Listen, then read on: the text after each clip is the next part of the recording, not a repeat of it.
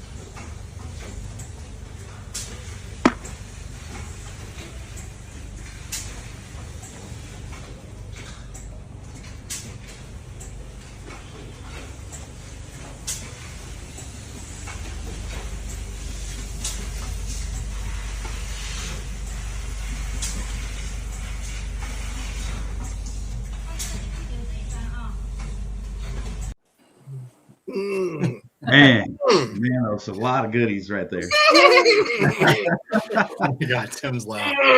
So, let me give you guys some context and explain. This is like 5 or 6 weeks ago, I think.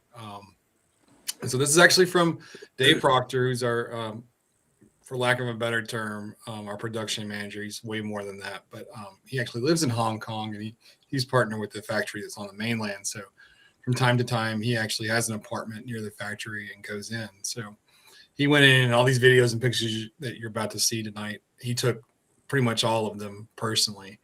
Now, the fun part about the time difference is lots of times I get to have these wonderful conversations at 3 a.m. in the middle of the night. And so it's sometimes I'm a little delirious when I'm looking at stuff. I mean, we have to use WeChat as well, and which is interesting because unlike other social media platforms or communication forms, someone from WeChat actually has to invite you in order to be able to use the app. So someone in China that has the app has to invite you in order to get on WeChat. So just something a little bit different that I was never used to, before this process got started. And so that just gives you an idea. So what they do is they produce all the parts in plastic, and then they put them in bins. And then as they slowly do the paint apps on them, they'll put them back into bins depending on the part after the paint is dried and whatnot. And so, and throughout these other pictures, you're going to see some of the painting. You're going to see, like, a lot of times during the entire process, they're heating up the items. They have like these heat boxes. And so you may not see them, but you'll just see like a box and you'll see a light coming out of it. And that's all it is you'll see them sticking their hand in and pulling the parts out. And all that does is that just keeps the parts warm for the paint to help with the paint going on, and also the paint drying, and also assembling the parts. Let's check some of that out. That's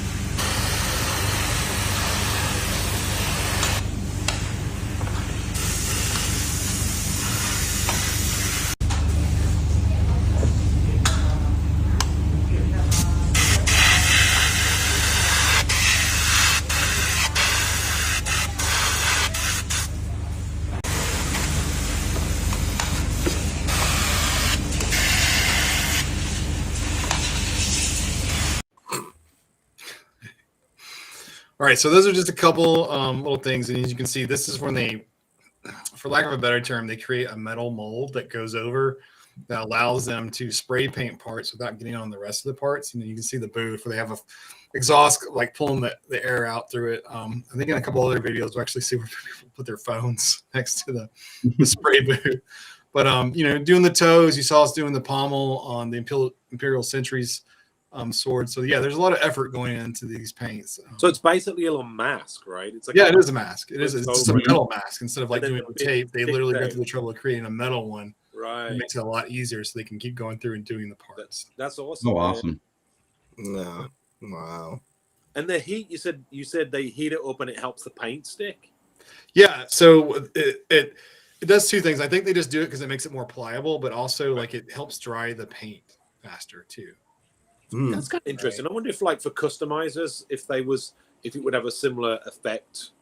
You know, when you're doing a custom, when you paint your piece. Yeah, I don't know if you guys have ever if you ever painted like in the South during the summer, Right. all the time. like there's a huge difference. Yeah. But it was interesting. Like Dave, they'll have like heat boxes just under their desk because they're playing with toys so much, Right. and like taking them apart and stuff. So they're like, it's hysterical. Like the first time I saw him do it, like he pulled out something we were cutting through with a scalpel, and he was just pulling stuff from under his desk that he had in a heat box. I was like, yeah, it makes sense. But you never think that you would need one of those, right? Right. These heat boxes are really awesome. So yeah, in this next video, you'll actually get to see them. So check this out, guys.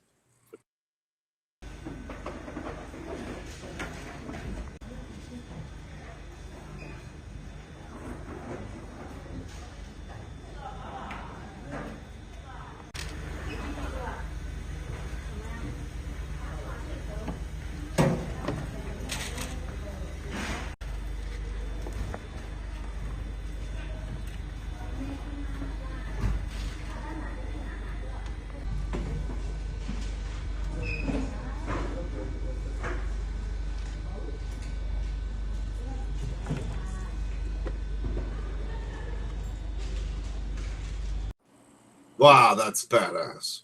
Think about the popping, man. It'd be like no time. Yeah. Now, you know what's interesting? You saw how nice that lady's nails were. Like they were really nice. So it's not just She the cures mechanical. those in there too. It's not the pressure that the hydraulic is using. It's actually like saving their thumbs. Like, if you can think about doing thousands of parts a day, like you'd bruise your fingers pretty severely, right? Oh yeah, I love that little pillar drill. Yeah. I mean, we used to use the same thing to basically crack open pecans when I was a kid. Yeah, exactly. Like it was just you just kept going, and it's the same kind of concept. But yeah, you see them using the heat lamps to help put the parts together. And you saw her; she was actually gluing in Nin's tongue. Oh, is that what that was? Separate piece or Mhm. whatever. Oh wow. Yeah, and so she's got a little stick and she's got glue on the end of it, and she puts the little glue in there, and then she's also I think in one video she's actually like QCing. She's looking to make sure that it's in there the right way. Right. before she puts it away. I think it did play like, well, it might have not shown in the beginning of that video, but yeah, she's definitely checking to make sure that the quality and all that is looking good and all that. So let's see some dry brushing real quick too.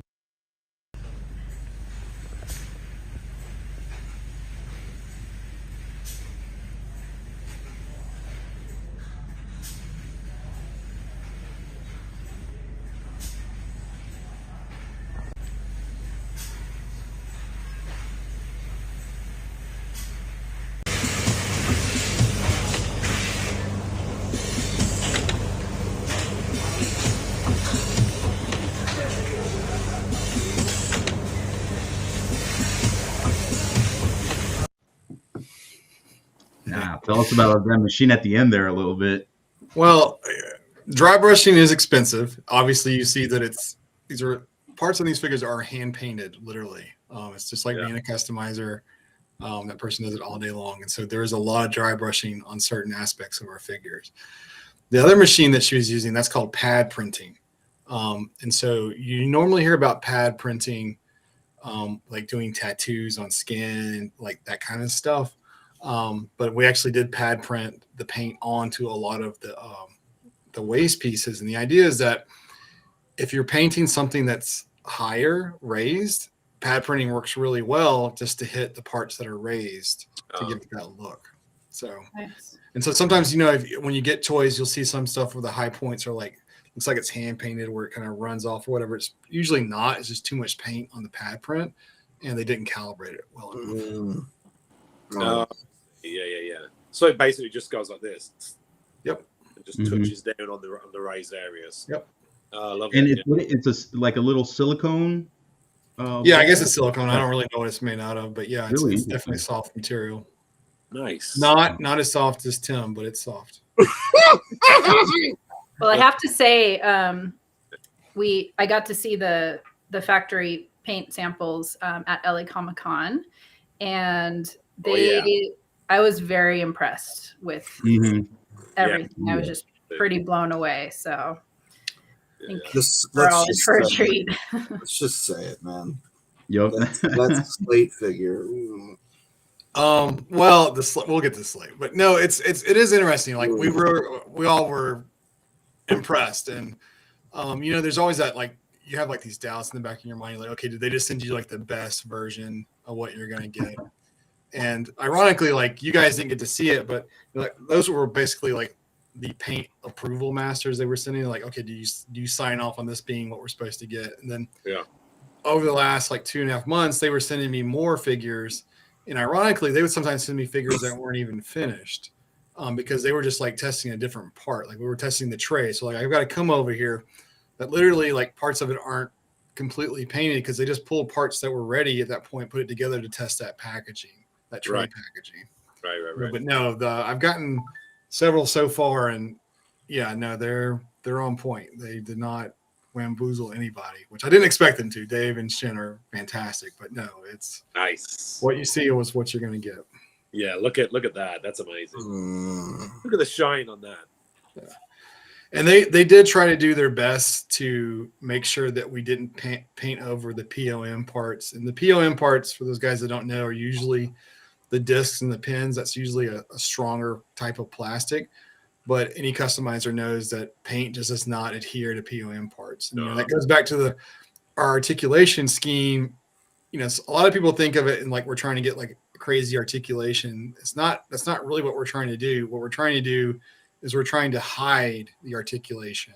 Yeah. So the great thing about having articulation is those POM joints are barely seen, and therefore we don't really have to worry about painting them, i.e. paint flanking off. Yeah, it's like the Spider-Man with the red on the one side, blue on the other side, so that hit always showing. Right. Yeah. Exactly. Yep.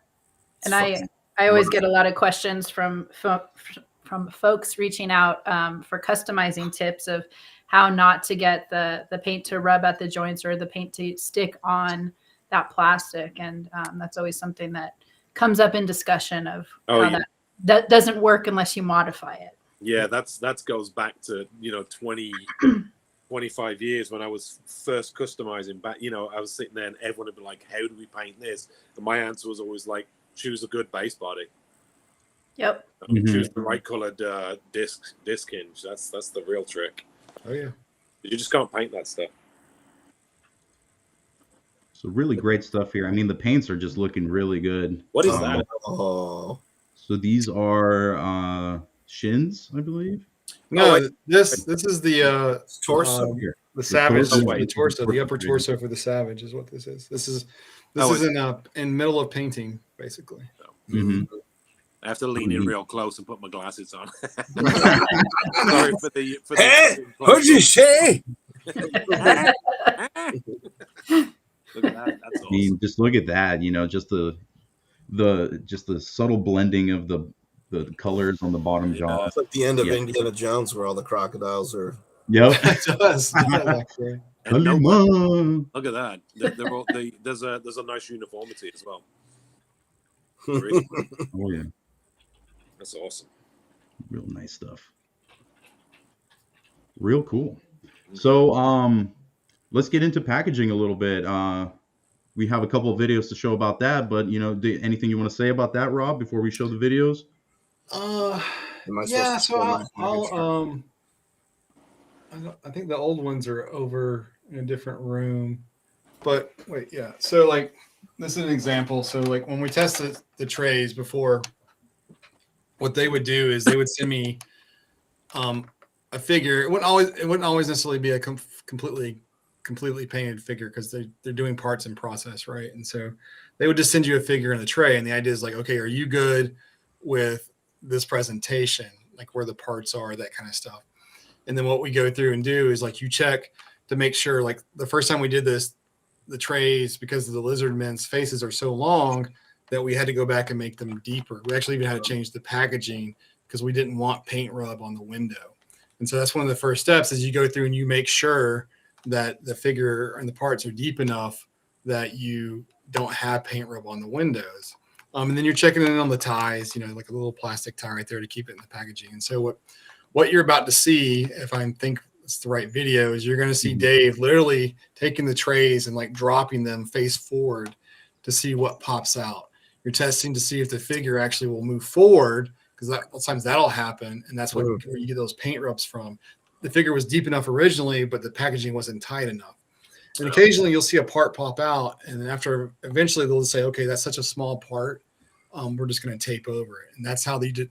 You ever wondered like why some parts get taped over and some don't? That's the reason why, because they've tested it and they think that's going to pop out. So, And sometimes you'll see that like a plastic muzzle put over certain parts also to help guard that. So yeah, let's check that out.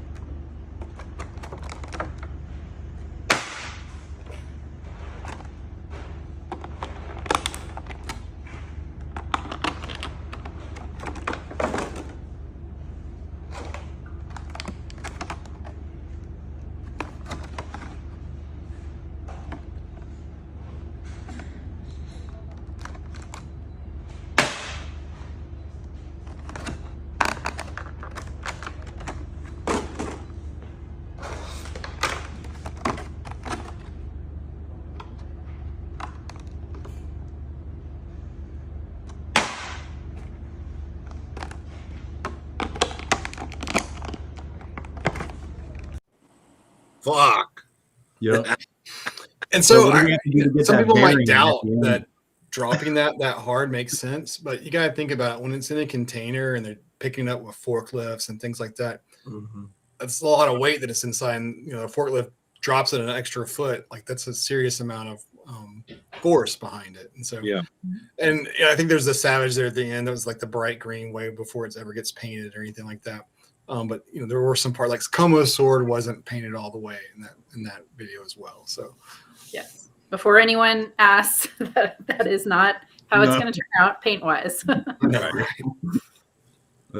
Actually, I do have a Savage right here. That's going to be worth a lot of money. yeah, it would be. So here is actually the Savage. So if you guys can see those eyes. Hand me that right now, Rob. Just kidding. Through the screen. Yep. Wait, I tell you what, I mean, they did a great job on his bone weapon. I swear. Oh, they should. Mhm. The skull's fantastic anyway, but yeah, that's really nice. I know it sucks for everybody else, but like I get to play with these. Like this was like the paint approval one. I think Eric's got to play with this, and you guys got to play with this at LA Comic Con. And then like here's another one. This was just testing this is a package testing. Nice. Matt and still hogged them all at LA. I did. Oh, big time. Play with them.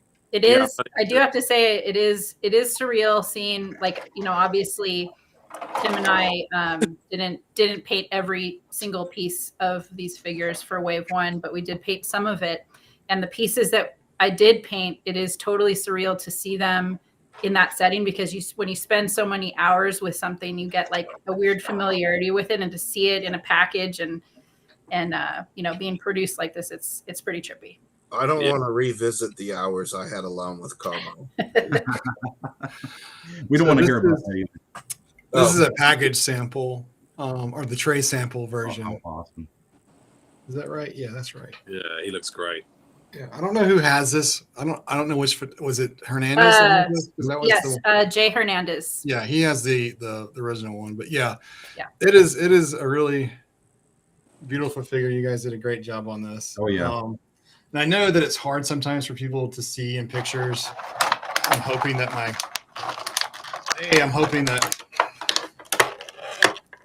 Look, my sweet little girl just brought me a cup of tea. Look at that. That is sweet. Oh. That's because she heard you talking trash about this.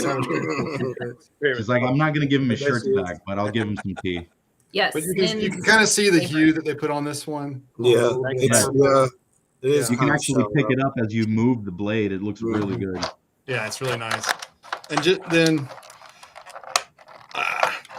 you know, see if I can get this out. That's how good its package goes. Speaking of sore thumbs. I know, right? Damn it, now I want cheese and crackers. That's Fucking, you know, oh, that's what we potion tea bottle. That's just a great effect. The little yellow with the green, like that's a really, you know, when you think of such a small piece to do that with.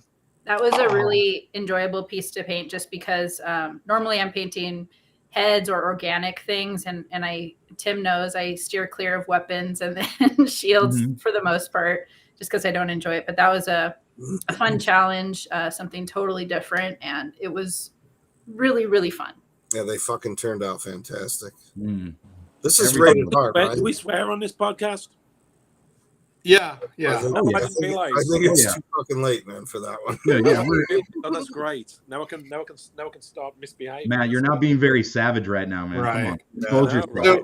So, I'll also say that the dainty Crucible, where Matt switching out the hands is relatively easy. Some of the other parts are not as easy. Like, you definitely need heat. Yeah. But to do the hands, you shouldn't need to. Show that articulated armor tail. This one? Oh, yeah. Wicked awesome. Look at that thing. All right, wait. Hold it up to the screen a little bit more. No. Just give me 1 second. Yeah. I'm almost Tim, stop that. What is he doing? Stop that. Renato asked is the potion bottle with Nin, and yes, that is a package. poison, right? The elixir. ancestral tea.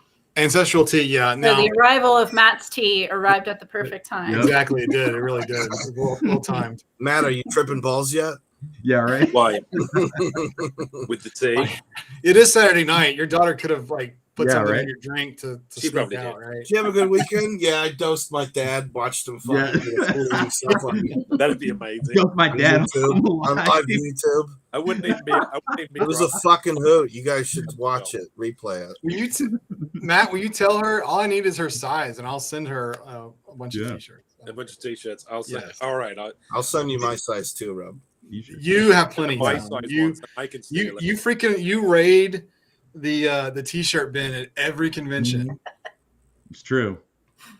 And guys in the comments, let us know too if you guys are interested in shirts. Now's the time to voice it. Oh, you know? good segue there, sir. That was That's nice. good. I'm thinking about doing a glow in the dark for Toylanta for people to purchase. I was on set the other day wearing that glow in the dark one. Yeah, the Pronoy one. I love that one. That's But I'm thinking about doing the Harbinger in a glow in the dark. Yeah. I think that would be fun.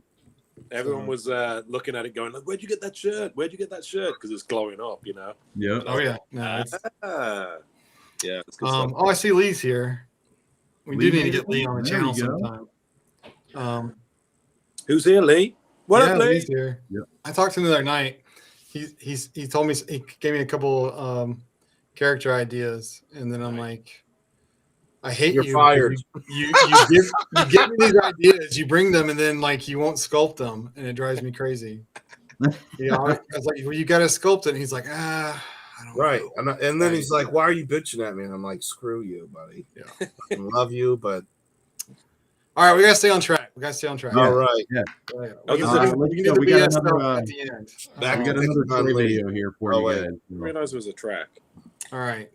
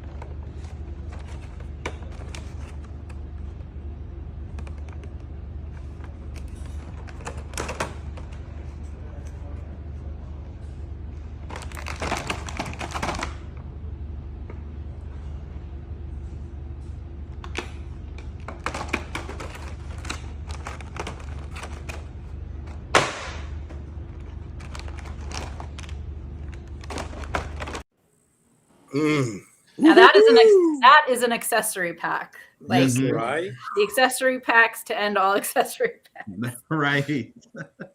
I do think they get overlooked a lot by a lot of people. I don't know how you did it, man, to be honest. That is Yeah.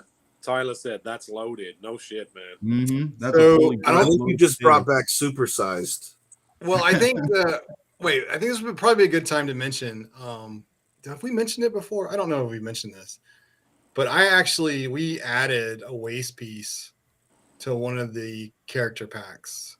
I forget which one it was. I forget the name. Oh, that's right. We talked about that in there. Yeah. Mhm. Because the forearms and the forearms and shins that come in that pack they don't match the paint on the other characters. So I was like, Right. Mhm. that doesn't jive real well. I think you need it. And so the factory's like, all right, we can put one in. They did. They didn't have a problem doing it. They were great about it.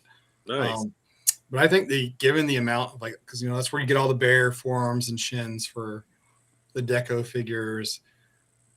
We haven't shown a lot of the heads. There's a reason behind that. It's because I want people that did buy the character packs to start posting pictures, and then everybody else can just have buyer's remorse because we base how much that we had made based on how much people ordered. So, Hi, Rubus. Rubus is here. oh, Rubus is here. What? Very nice. Wait, why isn't Rubus? You have more drawing to do, sir. You should. Shoo. You blew your cover, buddy.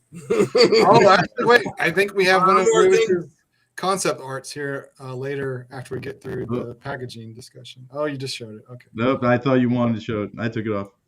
Okay. Oh, Yeah, it's up. Bruce just dropped this on me the other day. I was like, Wow, that is awesome. yeah. Wow. Screenshot. Yeah.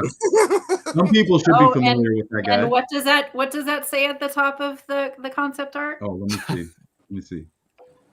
Yeah. Oh, yeah. People should be familiar. Mm-hmm. Very interesting. Really It good is. stuff. Oh, I man. can't read it. Hang on.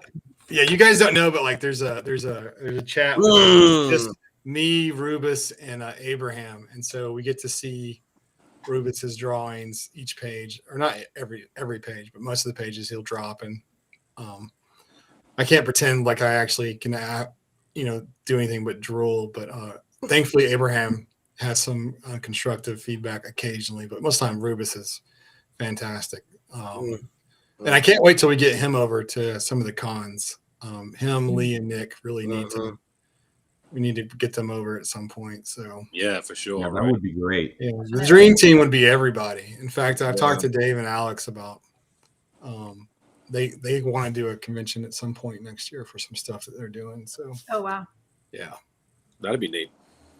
that is excellent. all right, go ahead. Nikki. And one of the comments that seems to come up a lot is people suggest, or I don't want to say upset. Upset is a too strong of a word, but dismayed that the bare forearms and shins come in a character pack, particularly for like a figure like the Conclusive. And what I usually say is, we had to do certain things a certain way for the Kickstarter to help build momentum and offer incentives and things like that, and build upon what was already in place. But I think going forward, things will be a little different. Yeah, I think that's a fair statement. We certainly, there's different ways to approach different things, right? And we talked about that a little bit. Like, if you bought 10 Imperial Centuries, do you really want 10 pairs of extra forearms and shins laying around? It was about trying to, I don't know about you guys, but I'm a toy collector and trying to keep up. There's a lot of stuff I just throw away because I don't pretend that I'm ever going to sell anything.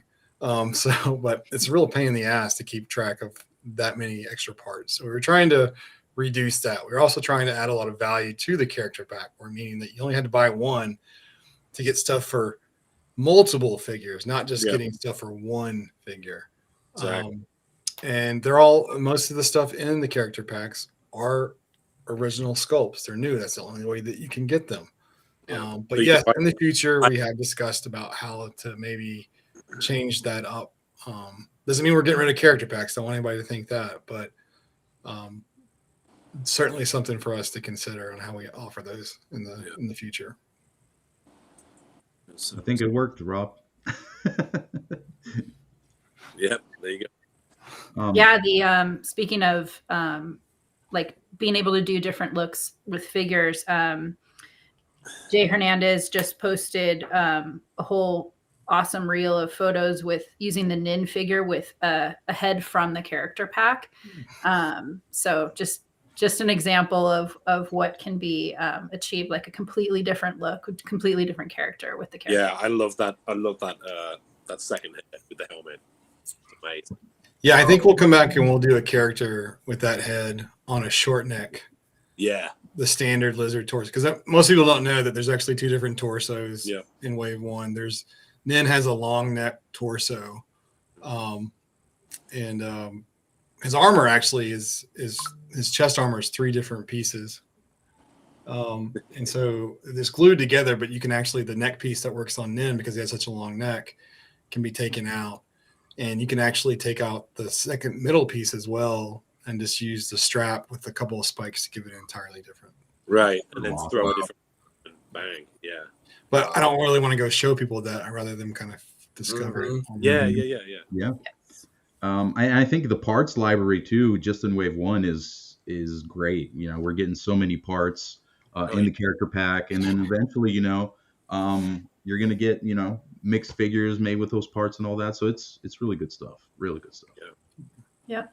And someone's asking if you missed the Kickstarter, can I order any figures now? Yes, if you go to savagecrucible.com, you can still order most of the figures on wave 1. The slate sold out on ours, and it's sold out on BBTS. I think the Savage is sold out on BBTS as well. We have a list of retailers. Some are online, some are not. It's on the list of retailers is pinned at the top of the page on the Savage Crucible Instagram page. Got it. Yep. And so you can go there and pre-order some stuff. If you're in Canada, it's eCollectibles. So you might want to. I know on BBTS they're pretty low on the remaining figures they have. So good luck. You got a question up here, Rob, by Nuno. It says, does the Royal Guard and Imperial Sentry come with 4 swords or just 2? And the Kickstarter show 4. And so what they're referring to, and it's a great question, is because in the tray you only see 1 and the 1, right? And I guess this is a great segue. It's a great question. Yeah, this will work perfectly. So this is the final packaging Runs. that we approved. And Look at that. give everybody a look. And of course, they all are individually numbered in our beautiful secret numbering system. Thank you, monks. So if you want to, you can display them like that, right? Gordon, sorry, GD did a great job. I know he doesn't want to be outed sometimes. That's because he's a professor and he has students. So Yeah. Look what Teach does. He plays with toys after work. Yeah, right. I still don't think they would mess with him because he'd still fly. All right, so the extra swords are actually in a poly bag down here in the bottom of the box. So yes, it does come with 2 of each type of swords for the Century and the Royal Guard. Nice. So, Real nice. great question.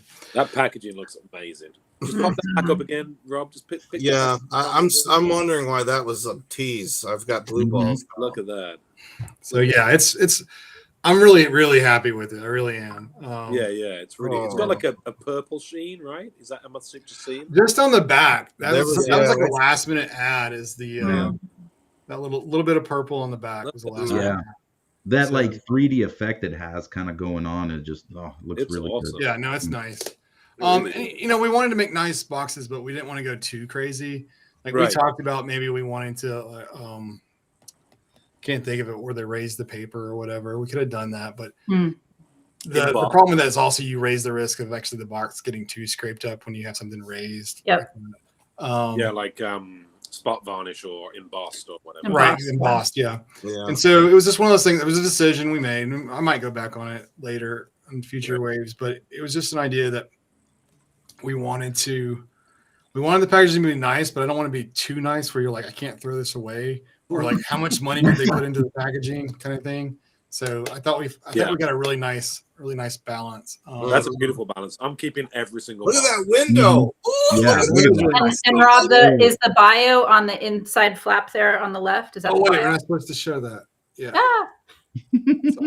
But I'm sure someone's already screenshot it. Yeah, right. Yeah. Can you send it to me? And then 'Cause I like have to the write it. maps that Seth Tomlinson did, Gordon put them on the inside tray. And The cartography, we'll switch out the maps for each wave as well. Nice. And guys, be sure you look behind the map. That's all I can tell you. Yeah. All right, let's move on. I was gonna say beautiful. All right, so since we're at the packaging, this is probably the best time to talk about this. This is the as we described it earlier, this is the shit sandwich per se. We want to put good stuff in the front, good stuff at the back, and put the sort of, it's not really shit, it's just kind of a little disappointing, but fortunately the factory got through producing the figures. They busted their ass and they did everything they were supposed to do, and I'm really thankful for them. Unfortunately, the factory that was doing the packaging, because of so many back and forths on our approvals, we didn't get the final stuff back in time for them to mass produce it before Chinese New Year. So we're about 4 weeks behind where we thought we were going to be because of that. And you'll hear people talk about Chinese New Year, and how that affects toy companies and things like that. But you're like, when you think about it from an American standpoint or even a Westerner standpoint, the New Year for China is way different. And I still didn't understand the logistics until I talked to Dave a little bit more. And I don't have all the answers on why it is the way it is, but I have a better insight to it. And so, like, our factory actually shut down February 1st. And they're going to open back up on the 21st. And all the employees are supposed to be back by the 28th of February. And it sounds really weird to give someone 3 or 4 weeks off. But what you have to understand is all these people traditionally and culturally want to go back and visit their families, their birthplace, and things like that on Chinese New Year. Easy enough. You're like, why can't you just give them 2 weeks? Well, what's an interesting concept is, and this is my understanding, is you can't buy a train ticket more than 2 weeks in advance. Wow. Which is a foreign concept to us, right? We can't understand this, but that's the way they do it. So what happens is, and Chen's talked about this, Dave talks about this, their employees will come in leading it, because Chinese New Year is the 10th, is actually today. So happy Lunar New Year. Happy New Year. Happy New Year, guys. Happy New Year. For the 2 weeks prior to the 10th, he has employees coming in, and they'll just come in culturally and they'll say, all right, today's my last day. I'm leaving tomorrow. And so what happened is those guys went to the train station. They got their ticket for whatever day that was available for them to go where they're, and China's a big country, guys. So to go back home, they don't know when they're coming back because they can't buy a ticket 3 weeks in advance to return. They can only buy the ticket to go where they're going. They have to wait another 2 weeks before they can buy the ticket to come back. So it's a very weird concept, and that's why there's this wide sort of thing difference on when people are coming back, and that's why they kind of stream back in over a week or 2 weeks. The other issue you have, and the reason why we really wanted the factory to finish everything, is a lot of your staff. Not a lot, I shouldn't say. I'm exaggerating. Some of your staff won't come back. They'll just decide, I'm going to stay home, or some family member tells them about a better job someplace else. And they just don't return. That makes sense. And so as the factory is ramping up at the return, like, it's not the same capacity or level, skill set, whatever. And so thankfully, like, all our stuff's painted. Most of it's already, like, it's put together. It's just ready to be put into actually, most of it is actually in trays. They're just waiting on the boxes and just slide it in, blah, blah. So as soon as they get back, we'll have a much better idea on the exact date that everything's going to hit here. We're just a couple weeks behind. Originally, we were really hopeful that they would get it out by the 1st of February. We were going to use the fast shipping method and then have everybody's figures going out of my shop around the first week of March. And that doesn't look like it's going to be possible. Now, the other problem that we have is the Red Sea. All right. So anytime you have a shipping disturbance, whether it's the Panama Canal closing down or some ship getting stuck, or, rebels basically, or Houthi rebels, whatever, shooting rockets at ships, it creates a ripple effect. Okay. So that slows down shipping across the world for different reasons because of the shipping lanes. And what that does to fast shipping is overnight, the rates go through the roof. So what would have cost me about $12,000 to $15,000 to ship went up to $40,000 to do the fast shipping. Wow. That's so crazy. Right. So what we're talking about doing right now is we're talking about shipping half to make sure that all the Kickstarter orders get here in a lot quicker, and then doing these traditional shipping the other way. And we thought that would, I'm willing to eat, 15,000 extra, I guess, to make that happen. But we're not going to have product at Toylanta. And for the guys coming to see us, I know that really sucks. And I can assure you, we've tried to think of ideas to like make it great for you guys or try to offset that. We haven't come up with anything great yet. But we're still working on it. I don't know if we'll come up with anything, but I know everybody's disappointed, and it's perfectly okay to say you're disappointed. No one's ever no one on my team's ever going to jump on anybody for expressing a valid opinion, a criticism, or anything like that. All right. I will, but Yep. no one else will. Tim won't be on the team any longer, so don't worry about that if he does. All right. Tim will be pole dancing. That's going to be the big draw. Renato says that if you'll send him nudes, that'll make up for it, Tim. Yeah. So very sure. Actually, Tim has been. Not right now. Oh, gotcha. Oh, we're still live, right? Yeah, We're still live. Tim has been a tremendous help in helping us put together the QR or HR handbook for the Savage Crucible team. So thank you, Tim, for that. Chapters we didn't know that we even needed. Yeah, I mean, is it all right to grab her boob after she says no? Yes. Yeah. It is a complete Savage rule book. Don't the funny part about that statement is that we know that Tim's not grabbing females. No. He likes lizards, I've heard.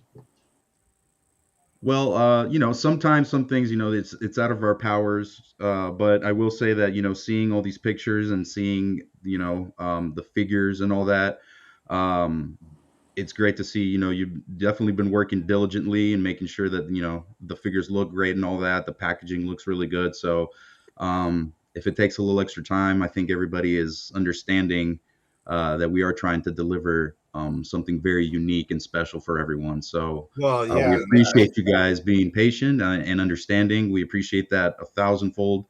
And just know that, we can't wait to get these figures just like the rest of you. Like they're amazing. I cannot wait to get my hands on these. Can we see the packaging again? Sure. Yeah, please. No packaging here, young man. So I'm serious. Swing open that window. That is just beautiful. No, I'll show this one. All right. So one other thing is that I know people want to see reveals and things like that. And people want to be able to pre-order like the Warrior Ball and Chain Wave 2. But I did promise that everybody would get Wave 1 in hand before we put up the pre-order for Wave 2. That does push things back a little bit. Now, having said all that, you guys are going to start seeing that the time from when you pre-order to when you get them is even going to be shorter than it even. I mean, by all standards, we're still not a year from the end of the Kickstarter. So we feel like we're doing a pretty good job. We're not delivering what we said we would, but we're doing pretty good relative to the market.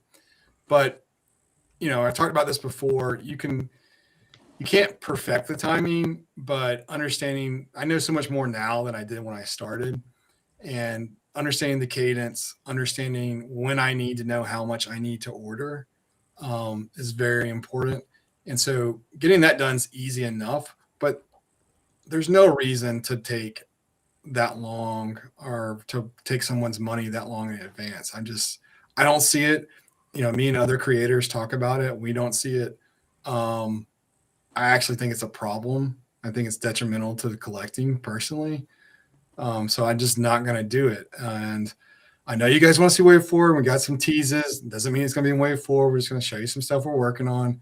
But it's just one of those things, like there will be shorter periods. So from Wave 2 to when you get the figures, from when the Wave 2 pre-order opens up to when you get the figures is going to be shorter than a year. Definitely shorter than a year. You're going to have Wave 2 out before the end of the year. Nice. So that pre-order window is going to be really short. From the ball is rolling. Yeah. Well, and it kind of goes back to the nature of the Kickstarter as well. Like in your ideal world, you're holding on to people's money for less time or the minimum amount of time before you deliver product, where, the Kickstarter and creating all this new tooling, it's going to be a little different for these first few waves, but your ideal situation going forward into Wave 4 is a shorter time of taking people's money to delivering products. So, yeah, exactly. Yep. All right, that's stellar. So the Savage has no window, no cover. I mean, no cover. Yeah. That's still badass. I love it. That is, I like how you can just see the map. Boom. And that price That's really good. Ridiculous. That's worth waiting. Yeah, the paint apps on the Savage, I actually even brought that up to the factory. I was like, how the hell did y'all paint that for that price? Like, I don't understand. Well, okay, look, I can't speak for everybody, but I'm split down the middle. That is That's stunning right there.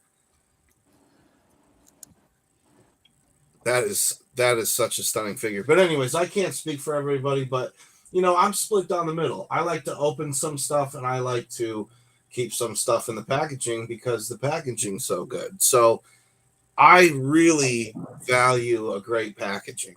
Clearly. I mean, you guys can see shit hanging all over my walls. So obviously for Savage Crucible, I picked up doubles so I could open one and keep one sealed. So to me, packaging is important for display purposes, and even if you only bought one of one figure, having something look as good as that does.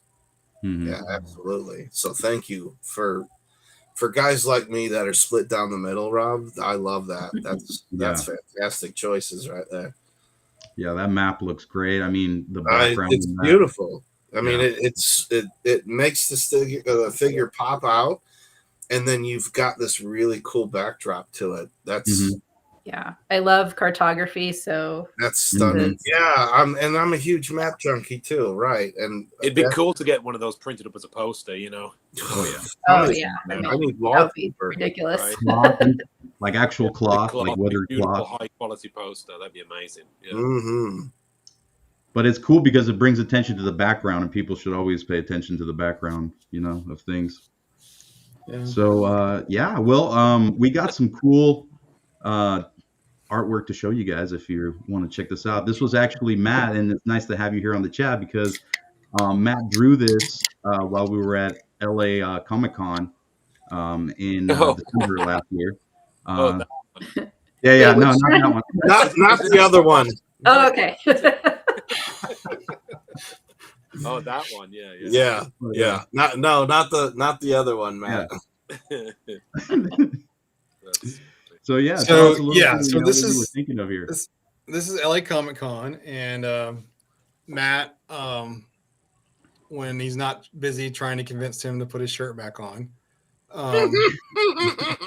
he's always drawing at the shows, or whenever the ladies are coming over, like fussing over his postcards, like how he worked on The Hobbit and all that stuff. True story. Can you sign this? Don't worry. Our favorite part of any show is like we have bets, like what movie that we don't know about that Matt worked on that he's going to flex in the middle of nowhere and just mention it casually. Like what? Dog Soldier's his favorite to throw out there. Yeah. I know, right? Prometheus, my panties fell off for sure. Fell off at Prometheus. Yeah, they ran off actually. So yeah, these are some drawings that Matt did, some concept art for dwarves. We know we have a couple of fanatic dwarf fans, and we're listening. And, from the angle of those pictures, they look more like giants, don't they? They kind of do, yeah. You could say that. That's maybe dwarfs, but I guess they just kind of look a little chunky. Yeah, someone's asking, are dwarves coming? Like we've talked too much about dwarves not to put a dwarf out. You can't talk enough about dwarfs. What are you talking about? You can't. The real problem I have with dwarves right now is that we have so many that I want to put out. Yeah. And I'm trying to think of because I want the future waves to be diverse. That I'm trying to I know when we do the dwarf, the first dwarf we do is definitely going to have like a packed character pack. That comes in that wave. Matt, that's stunning. Oh, you took it off still. Man, I'll bring it back. That was beautiful. Look at that. I love that fur piece up there on that'd be a fun one to sculpt as well. You know what I really like about this? That he's not a full-on plated dwarf, He's got not at all. Look at his ratty cloak. Yeah, that's like a forest dwarf or like a ranger. It's such a unique and different take from what you usually see, those full-on armored dwarves, This is a nice fresh take on it, Well, I think in the original sort of like D&D and stuff, there was there was armored, but there was also the kind of like traveling dwarfs, That's where that backpack idea came from for doing my action figure customs, and I sculpted that little backpack. I just imagine a traveling warrior dwarf, Or or even like miners, explorers. Yeah, exactly. Yeah. He kind of even looks like a ranger style, Exactly. Yeah. Exactly. Real cool stuff. Yeah, I've even talked to Kevin about modifying that backpack to say again. use. Oh, that backpack. Yeah. Yeah, I love that backpack. So this one's actually really interesting to me because. Oh, this was Rob's idea. Yeah. But yet you drew it. It has your name on it, dude. Come on. I just said I need this, and you're like, here, I'll do it. Mm-hmm. Oh, I got you, mate. Don't worry, I got you, mate. By the way, I worked on Prometheus. Yeah. Yeah, right. Prometheus. He's like, this is how werewolves are supposed to be made. I'm like, how would you know? Well, I worked on Dog Soldiers. Oh, you mean you worked on a movie? It's known for having either the best or second best werewolves in movie cinema history. Yeah, I was going to say definitely not first best, but maybe a close second. I don't know. Yeah, like an Aztec lizard. Oh, I got you, mate. Did I tell you I worked on Event Horizon? Where did right? come from? Hey, you want to see a flex? Check this out. You know what that is? Hold on, let me bring you up. No, what is that? There is. Hang on, you got to get rid of the artwork. There you go. Hold on. Yep. That's a dwarven coin from the floor of Smaug's cave. Oh yeah. You told me about these. You're an asshole. I was on You set. can't even archive that. You can't even take it from. Oh yeah, I just literally I didn't care who saw me. I just walked onto set, picked it up off the floor because there was hundreds of thousands of them, and I just put it in my pocket. I'm like, I'm stealing it. I don't even care. And if Peter Jackson, if you're looking right now, I don't care, dude. I don't. Fine. Brilliant. You're gonna get a subpoena next day. No, he's gonna get a message. He's like, shit, I didn't get one. Can I have that one? Yeah, right. Nope. So when someone's asking if we have plans for any black dwarfs, and I don't think we have it in the I gave you, but Matt's already did concept art. Oh, I did a bunch, right? Yeah, you did a bunch, and then we also have some concept art for some.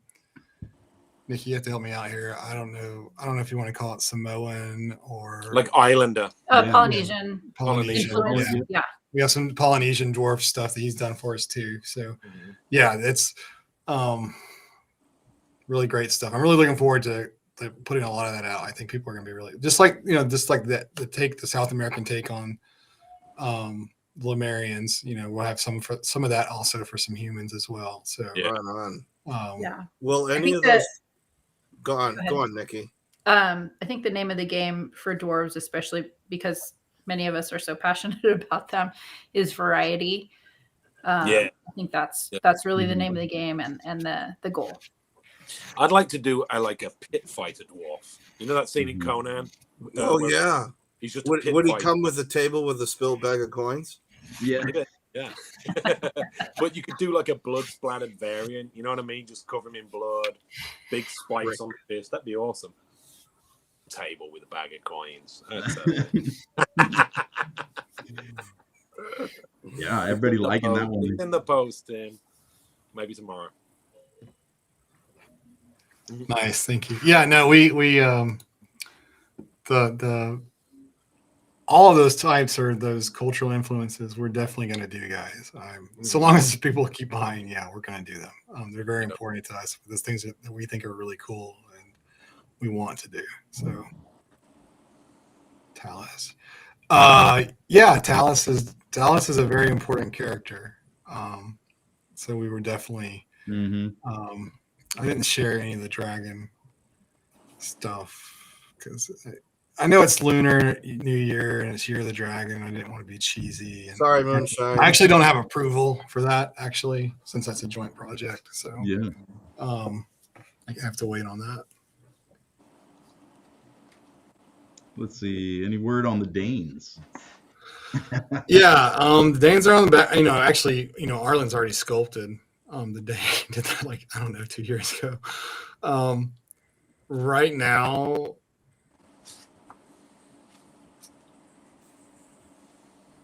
I maybe wave 5. I don't see them making wave 4 right now, but you guys all know that wave 4 is not locked. Companion animals is very important to me. Ironically, someone I think the other day on Facebook in the Facebook group brought up I want a Komodo dragon, and I was just like, I have one that sits on my shelf from McFarlane all those years ago, right? You know, of course, it's like a play on one, but yeah, I think they're awesome. You know, I think having like snakes and little animals, whether they're fantasy or realistic based, are awesome. I think that, you know, that's just like Spirit and you know, Crocmaster from G.I. Joe, those kind of things. Yeah, they're awesome. Yep. Yeah, that's some of the biggest draws with classified is the animals. Oh yeah. I love those things. Yeah, and they're done fairly well too. So they're done great. I Yeah. mean, like fully articulated animals is something I don't think we've, other than that elf character that Hasbro did. Drizzt? Yeah, Drizzt? other than Drizzt, him yeah. with that Panther, which is obviously the same company. Yep. I don't think we've ever had any fully articulated animals like that, right? Or maybe Jurassic Park with the dinosaurs. Maybe. Jurassic Park, yes. I want to say, like we were having that discussion the other day, like how many articulated cats are actually out there. Right. Oh, of course. Yeah. But so outside of Battle Cat, there was Drizzt, and then obviously Beast of the Mesozoic. Yeah. Oh, yeah. Whatever the company's called. Creative Beast Studios. Creative Beast Studios. Their last Kickstarter, they had the Sabertooth, which you know I backed, of course, because I want those. Yeah. But there's not actually. It's kind of weird when you think about it. Like there's not that many out there, especially really well articulated. So we're in a golden age of toys, really. You know, platinum age of toys. Oh, it is truly. I mean, I've got a golden ticket. Well, here's a great question that we can actually talk about. Oh, Spear of Toys. Well, hi, Jason. Jason. Here. Hey, Jason. So any use to sir on the Frazetta figures? Can you tell us if you have decided on the next character after you saw the results of the poll? Yes, we're gonna do Jaws. I mean, if I could get the rights Nardak. to a shark off of that that poster, that's a great question.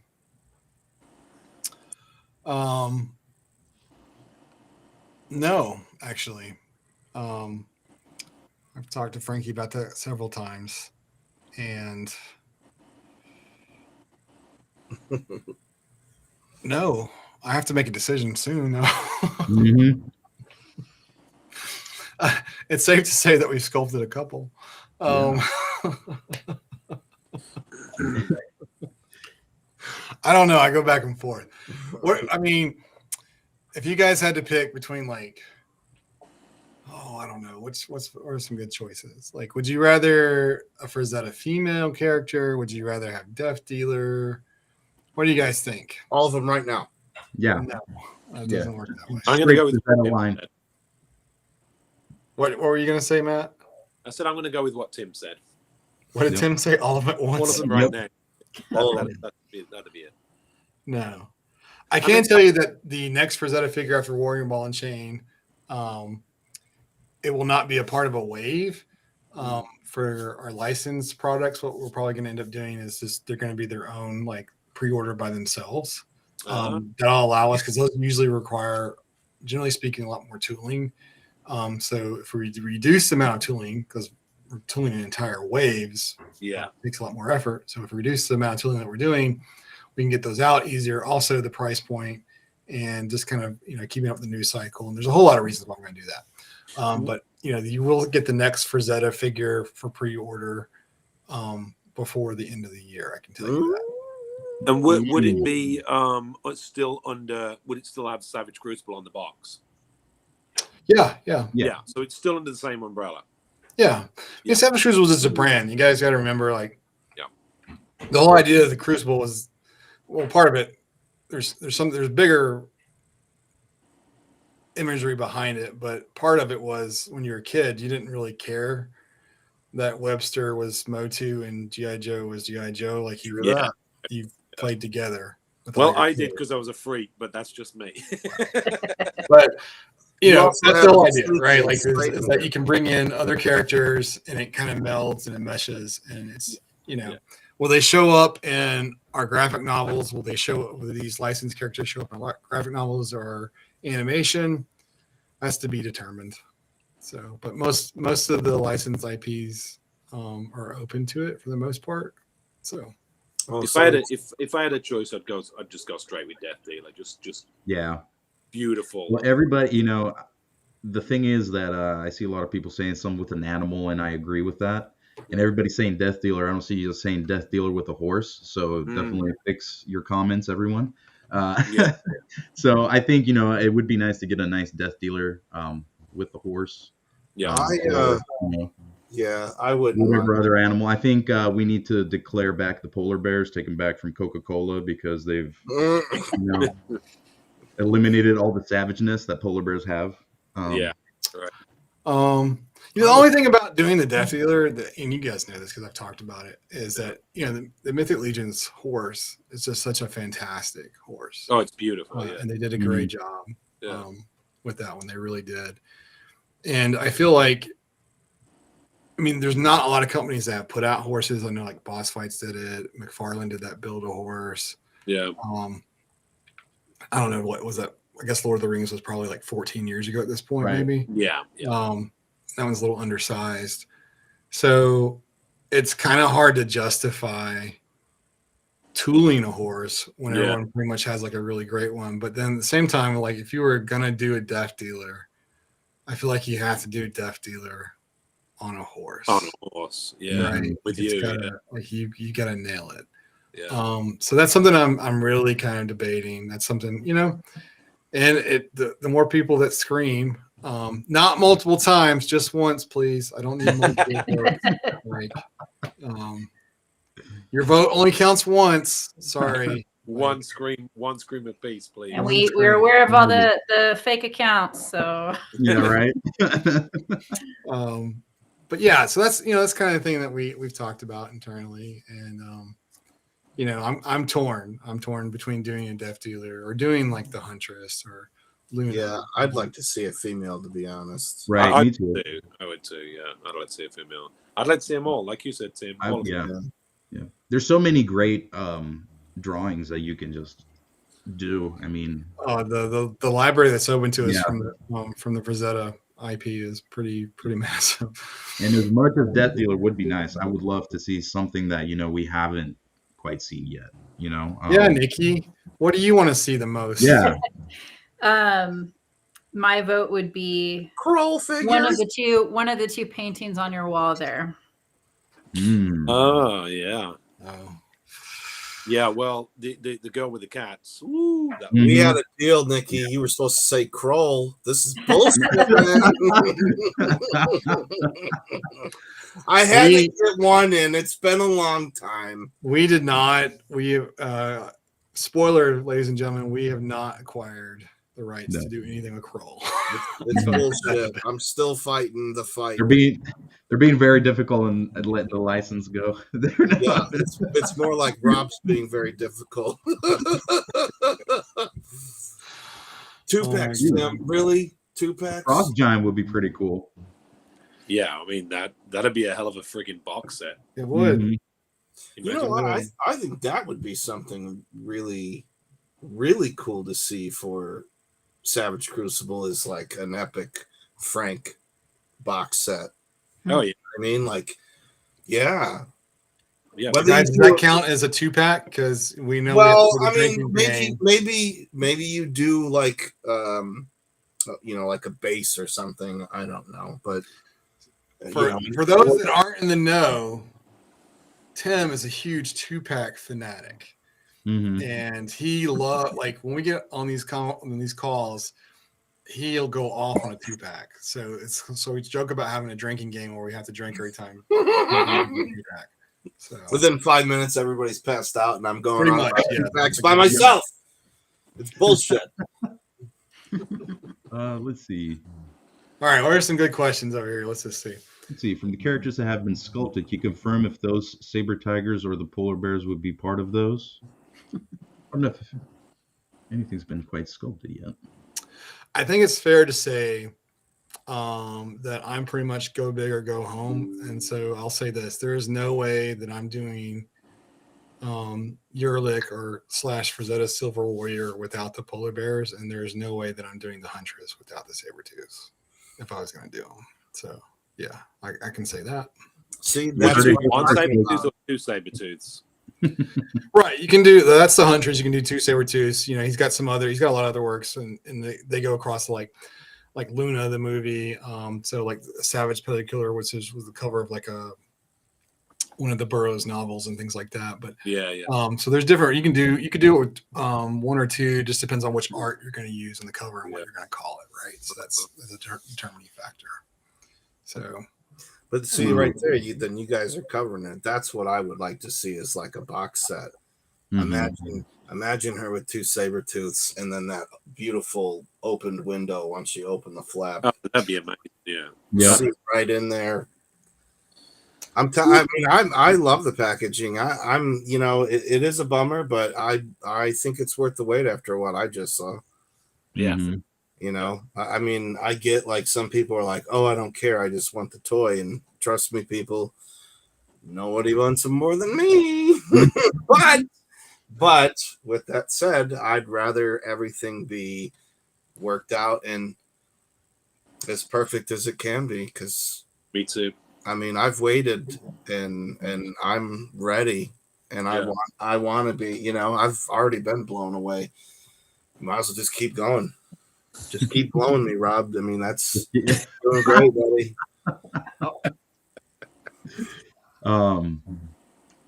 That would be well, that requires another licensing, I think, for the Lord of the Rings Frazetta.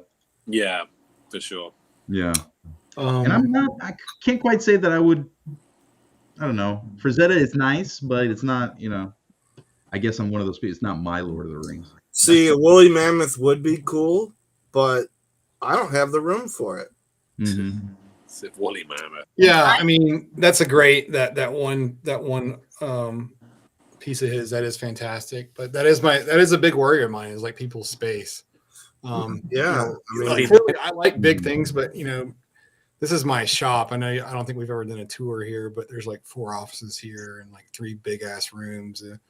2 bathrooms and like there's, you know, like I've got plenty of space. This is my house, and like most people have been collecting for a while, and you know, I think you know, that's one of those things, and I think there's some really great questions over here. So let's see. There's one right here. Do you have any goals to do any more Beastmen past the Paranoid? Yes, very much so. And if the Debashi's on, I hope I'm pronouncing his name correctly, we will definitely do Goatman. I know not everybody is a Goatman fan. I am a Diablo fan. I love Goatman. We've got some fantastic Goatman head sculpts that are on fire. Well, that's about the lizard men. I mean, we need those kind of characters for our good guys to beat up and kill. Yep. Or for them to kill the good guys. Yeah, right. I mean, depending on how dramatic you want to take your your bath time play. Right, exactly. I usually only have enough time to explore one cave, and then that's it. I got to get out of the bathtub. We have a question here for the Huntress if she would come with an extra head sculpt with her hair down.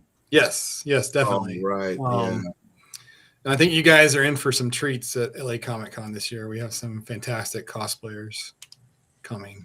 So. I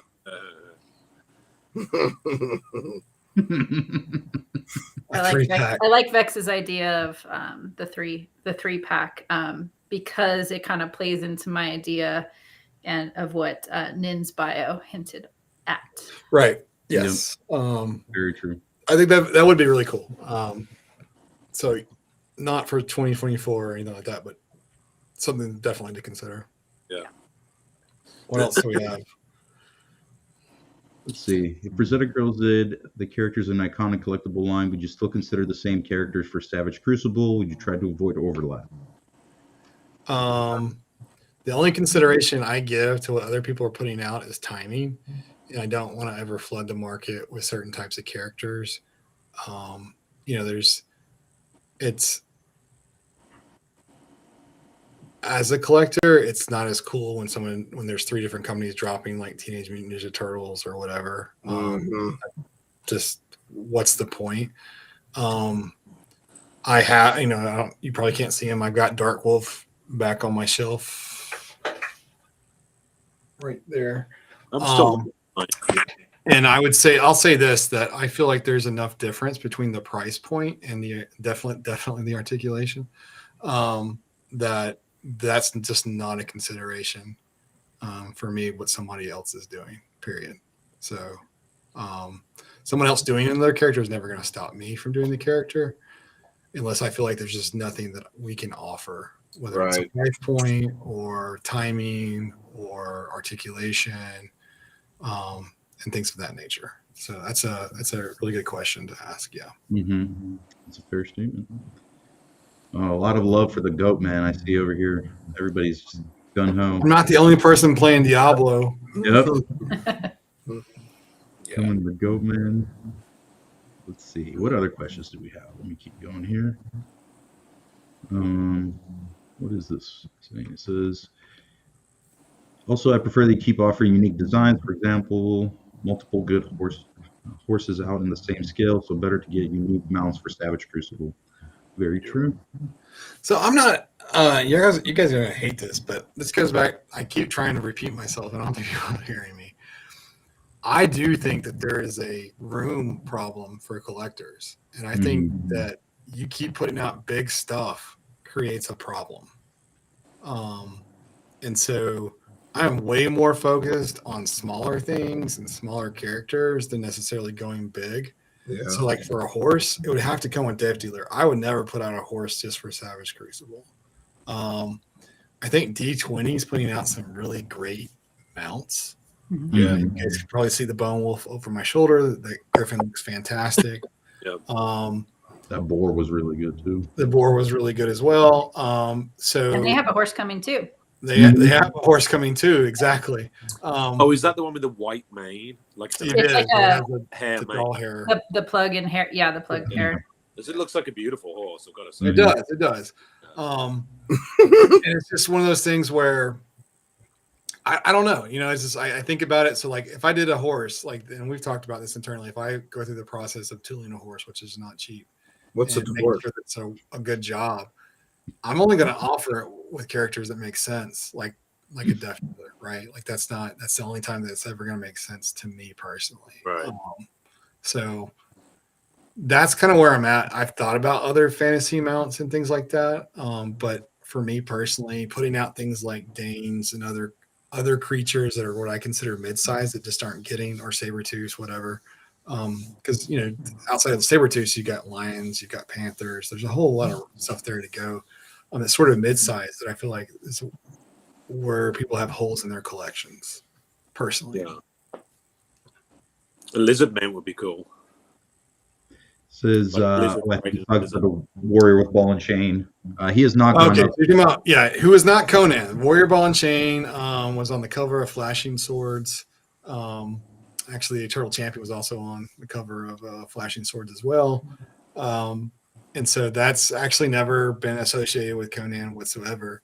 It very much is in tune because you associate it with Frazetta's style, and Conan and Frazetta are so in tune in terms of style for over the decades, and that's why you think that. But that's perfectly acceptable. You're not the first person to get confused at all. He's called Nonan.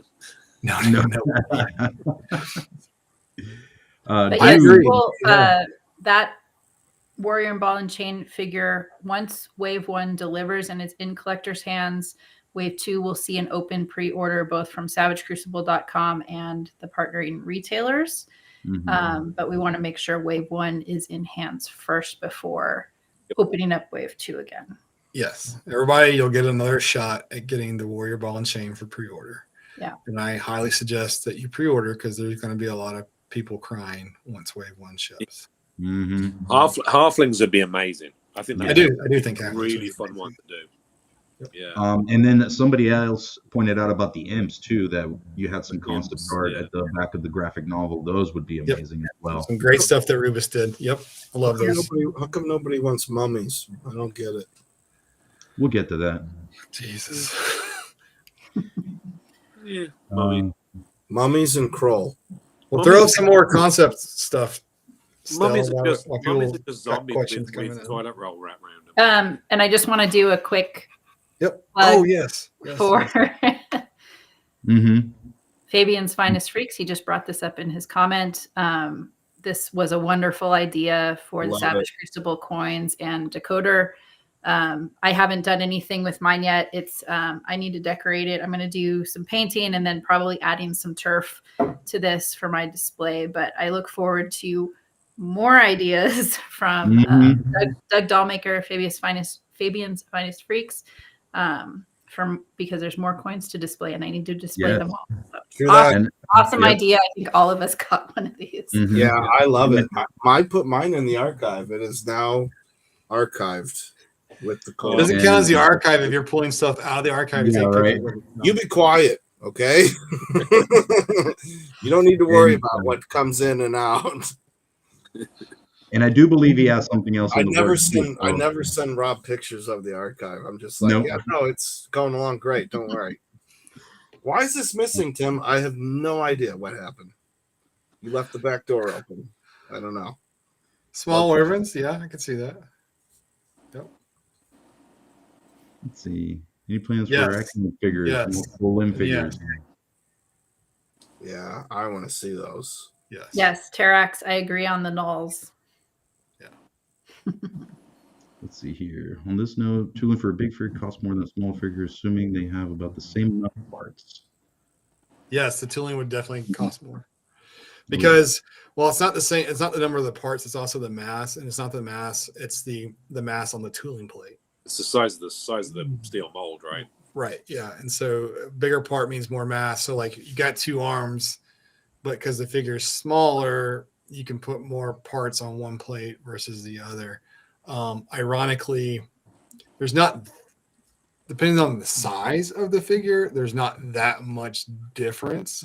Like the difference between doing a 4-inch figure and a 6-inch figure is not, there's a little bit, but not like huge. But it depends. Are we talking like an 8-inch figure? You're talking about a 12-inch figure. And then when you start getting into mass, you have certain issues. So that's why you got to roto tool certain things to try to make them lighter. So that's a consideration as well. This would be a cool box set. Yes. Oh yes. That's Luna. Let me bring you up now. Well, we have more Wolfmen. So to answer that, I would say, that's definitely Luna. Which the variety in the tigers is nice. Yeah, right. Yeah, it's great. Well, there's a monkey in there too. Yeah. No one's ever made a monkey companion. It's actually a modern. I didn't realize. Indiana Jones. There's guys with guns down here. Yeah. Well, it's a movie poster. Like that's the movie. Oh, is that what that is? Yeah, they actually made that movie. It was like 1960s. It's an Italian movie. Yeah. The actress who plays Luna, I believe, she's Asian. I know she's Asian, but I'm trying to think where she was from. I don't remember what country she's from. She's actually Asian. So, where was I going before that? I can't remember. Somebody asked if there was going to be any other type of Wolfman other than what Jaeger. Oh, the Wolfman. So Jaeger's a Lemurian. And there will definitely be more Lemurians. Yes, more shapeshifters. Oh, you mean Therian? Therian, not Lemurian. Therian. Oh, thank you. You can tell I'm talking. Therians, Lemurians. I should probably work on those names a little bit. But yes, the Therians definitely. There'll be more Therians, more shapeshifters, of different types of animalistic characters. Look, this is something I've got like a little reference library of stuff that I pick up, but something like that would be really cool. Yeah, no, I think so too. Yeah, like doesn't have to be quite so Yoda-like, but something goblin-esque would be really cool. That'd be really cool. Yeah. I think different sizes as well would be really nice. Yeah, personally. For sure. Something like this, like Goatman style, something like that would be amazing. Oh wow, look at that! Isn't that great? Oh, that's wicked. Yeah, just love stuff. it. That kind of looks like a Krampus almost. I was going to say there's like deep elements to that too. Well, we don't need to be doing a Krampus. Any purchases on any other licenses or pursued? I like it. Yep. Talking before we've acquired other licenses. That is a true statement. I'd love to get Mobius. That's the one I'd like to get, but I think that'd probably be really hard to get. I don't know. I think there are. Are there fists? I think there are some fists already. Some what? Yeah, Fists for the human. Yeah. They come with weapon hands, grabbing hands, fists, and Middle the fingers. cube. Yeah, there's four sets of hands with humans. Yeah. It'd be just like sign language. It's like this. Yeah. Dwarf werebadger. I like it. That's a great idea, Drew. Yeah, Mhm. I like that a lot. Dwarf right. Yeah. Someone write that down. Hang on, I gotta get my. Dwarf werebadger. I like a Etherean dwarf. That would be. Mm. But also Ooh. that forest guy. I dig it. Yeah. That would be a cool dwarf. All right, keep going, guys. I'm writing this down. Let's Thanks, see. Drew. Some canine kobolds would be really cool. Like Love dog breeds. kobolds. Yeah. Mhm. Mhm. Gnolls and kobolds. We have another question here. What wave do you expect cat people? I would love Savage Crucible were tigers in purple and gold armor. Mhm. Someone's Steve. from Louisiana. Yeah. Steve, roll tide. Sir, roll tide. Steve knows I love him. Well, that's my Louisiana cup. You see that? Look, there's my little. Look at that. there are a lot of requests for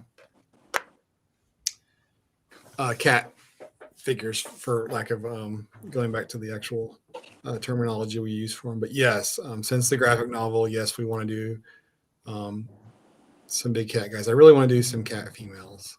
Mhm. Yeah. You remember that Realm of the Claw? Yes. Oh, Stan yeah. Winston. Oh my God. Stan Those Winston things were stuff. From Yeah. back in the day. fire. Imagine that done with today's sensibility. Mhm. Ooh, Yeah. You know, today's joints and that'd be amazing. He did a beautiful job on those. Whoever he had sculpting them. No. Cat people always remind me of EverQuest for some reason. Yes, definitely. Yeah, I can see that. I Um, can see that.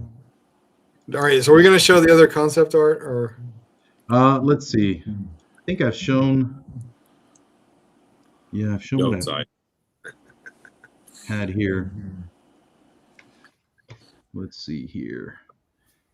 Yeah, guys, Sorry. if you have any other questions or anything you guys want us to talk about, just definitely let us know in the comments right now. well, I'm pretty sure I sent you some preliminary 3D stuff from some turnarounds. Oh, that didn't download for some reason. It wasn't coming up. Yeah, All right, that's when you guys see this, just me- remember, Stell forgot this. I want you to remember Mhm. that. All right, I want you to Um, It was harass my her. fault. Get your pitchforks and torches. Oh, I love how Tim comes back for that. He was waiting. He's waiting for that. Straight in. Yeah. Where zombie? I just saw something that looked pretty cool. Were rats and were bears and were panthers. Yeah. Snake Man is my Snake Man's gonna happen. Zombie rat man. That'd be kind of cool. Oh, wait. there's a good question about Nashorn, actually. Mhm. People want to see China. Who Man and Nashorn. They want to see that. You'll see Yeah. it soon. And like Nurgle, the Nurgle infected people would be cool. Like creatures, but with like the infection all over them. So whatever, it might be an Mhm. elf, it might be a were, might be whatever. But they're all. I think they call it Nurgle, right? Here we go, guys. Here, check this out. Let me see if this works. Nope, still didn't. Oh, here we go. Yay! That's awesome. So, yeah, Rob, you want to tell us a little bit about this? Can you pull up the other one too? Yeah, let me pull here. I'll switch to that one. So is that Warrior with Ball and Chain, Rob? Yeah, it's just a stand-in. And it's on a cool base. So based off of your concept art. This is what Kevin's working on right now. So this is preliminary. When Stell pulls it up, I'll be able to explain a little bit more.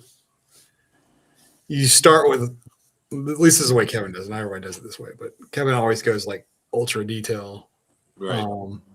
And then you have to deal with the overhangs and undercuts that make it difficult to produce a piece in a steel mold. Yeah.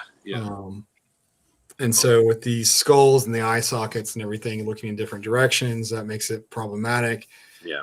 If you remember the string piece from Wave 1 with the skulls hanging on it, I think that's like 2 or 3 pieces. I think it's 3 pieces. Yeah. That had to be tooled to make that one little piece, that big. I'm surprised would that axe be removable? So that's what we're working on, right? Our weapons from the characters. So ideally, you would have the stone base.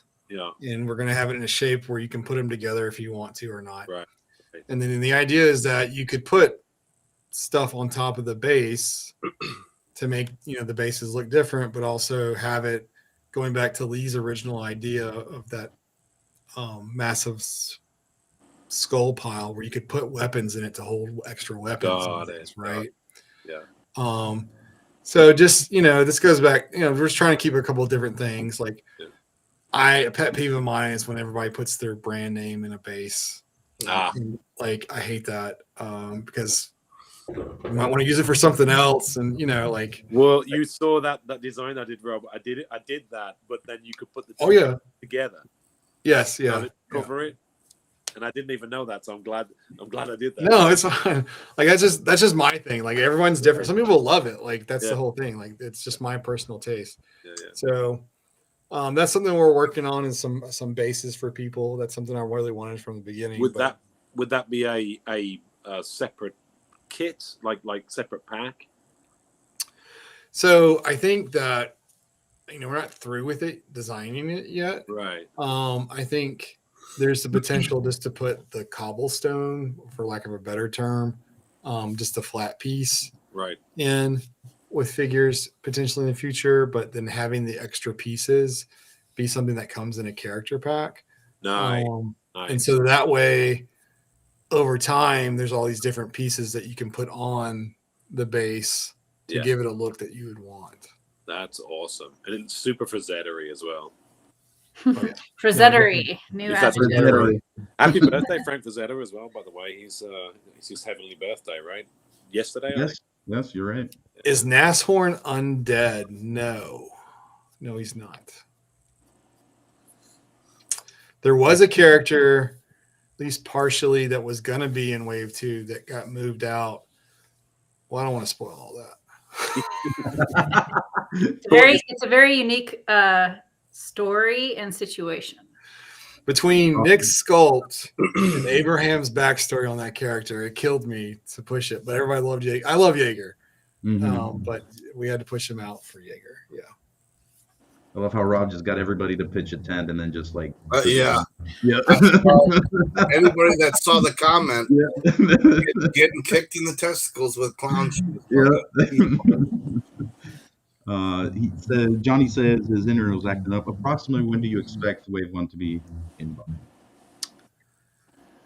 All right, so let me clarify this answer because in the best way I know how, because people love to misquote me on information.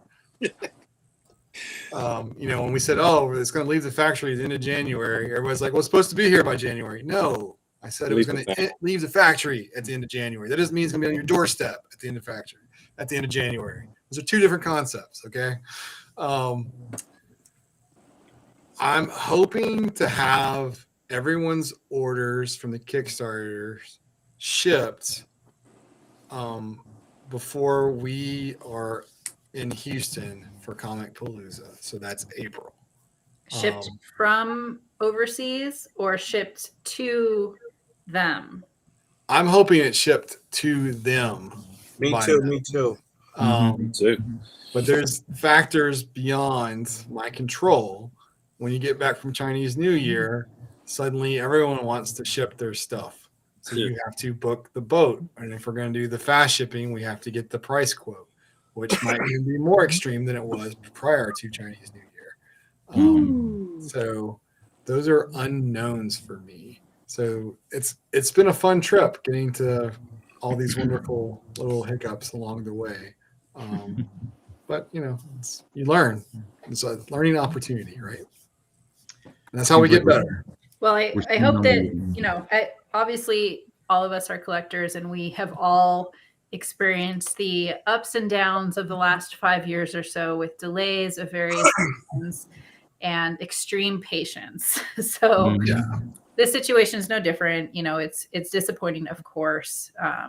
And it's hard to exercise that patience again and again. But I after seeing the pictures of production and seeing the paint samples and how good it's turning out, like, oh my gosh, it's definitely going to be worth the wait. Yeah. Well, it was nice to see the chat. The minute we broke that news, the chat was super supportive. Everyone was just like, "Thanks, for being transparent and stuff." So that always gives me, that nice, the warm fuzzies when people are so Yep, supportive. it was like, whew. I just saw a bunch of middle fingers come up. So Yeah. No, that was all aimed at you, dude. Well, no, Oh, we'll just sorry, get Rob, that later on I'm Instagram. sorry, I sent that to you. Then. That was for me. My bad. No, I think it's. But I also feel like we still haven't passed a year from the Kickstarter, so I'm still very happy. There are Kickstarters that have been 2 years, and you still haven't got the stuff. Or longer. Yeah, but longer. Yeah, way longer. Yeah. So I'm really thrilled, and we don't talk about it enough, but like some of the things that we learned from Wave 1 are being applied to Wave 2. Like we're working on Wave 2 like right now. Right. So it's really interesting, and that's how we're like changing. That's why I don't want to commit to what we're going to do for Wave 4 because we're going to learn so much. There's some stuff that I haven't learned yet from the fans that I need to know before we do our best Wave 4. And so with that information, that's what we're going to do. But there's going to be some surprises this year, guys. Don't worry. Well, think about Wave 4 and think about what was it that fella said? A were-dwarf tiger, whatever. Yep, the were-badger. Dwarf were-badger. A dwarf were-badger, right? So you got to do dwarfs for 4, right? Mm-hmm. Yeah, I don't know how I get out of not doing a dwarf in Wave 4. Yeah. The other consideration I had was like doing like just a dwarf, like 1 or 2 dwarf figures as like a half wave or something. As a set. A half wave, nice. Yep. A little half wave. You could. I mean, that's perfect. Mm-hmm. We always said that dwarves would be introduced in Wave 4. Right. That obviously is just going to be the beginning and the tip of the iceberg. So right. I love that. Yep. Half wave. Come on, Rob. You got to get a Rafiki from Lion King to do the "It is time" and reveal Wave 4 drawers. So Tyler wants to know about Nashorn. Is his skin great? There's a lot of questions for him, so yeah, let's get. Yeah, good. He's not gray. No, Nashorn skin's not gray. I know Nick, we posted something about this, but the ideal skin tone that we're going for Nashorn is this beautiful black that's almost blue. There's some famous models, and there's also I think there's a tribe in Africa that has this as well. But their skin is so dark that it almost has like a hint of blue to it. Yeah. There's a Mafex Venom that has something quasi similar to it. Not quite what I'm looking for, but ideally that's what his skin tone is supposed to be. And it is a human skin tone. It is definitely a human skin tone. There is no doubt about that. Mm-hmm. Is he evil? What does being evil mean? I think we just need to wait on that one. Mm-hmm. That's in the eye of the beholder, right? No. Well, and it's not only what is the character, but what do they become once they're brought to the Crucible? Right. Ooh, I like that. What do circumstances lead to? That's the Exactly. What would the characters of Kroll be like in Savage Crucible?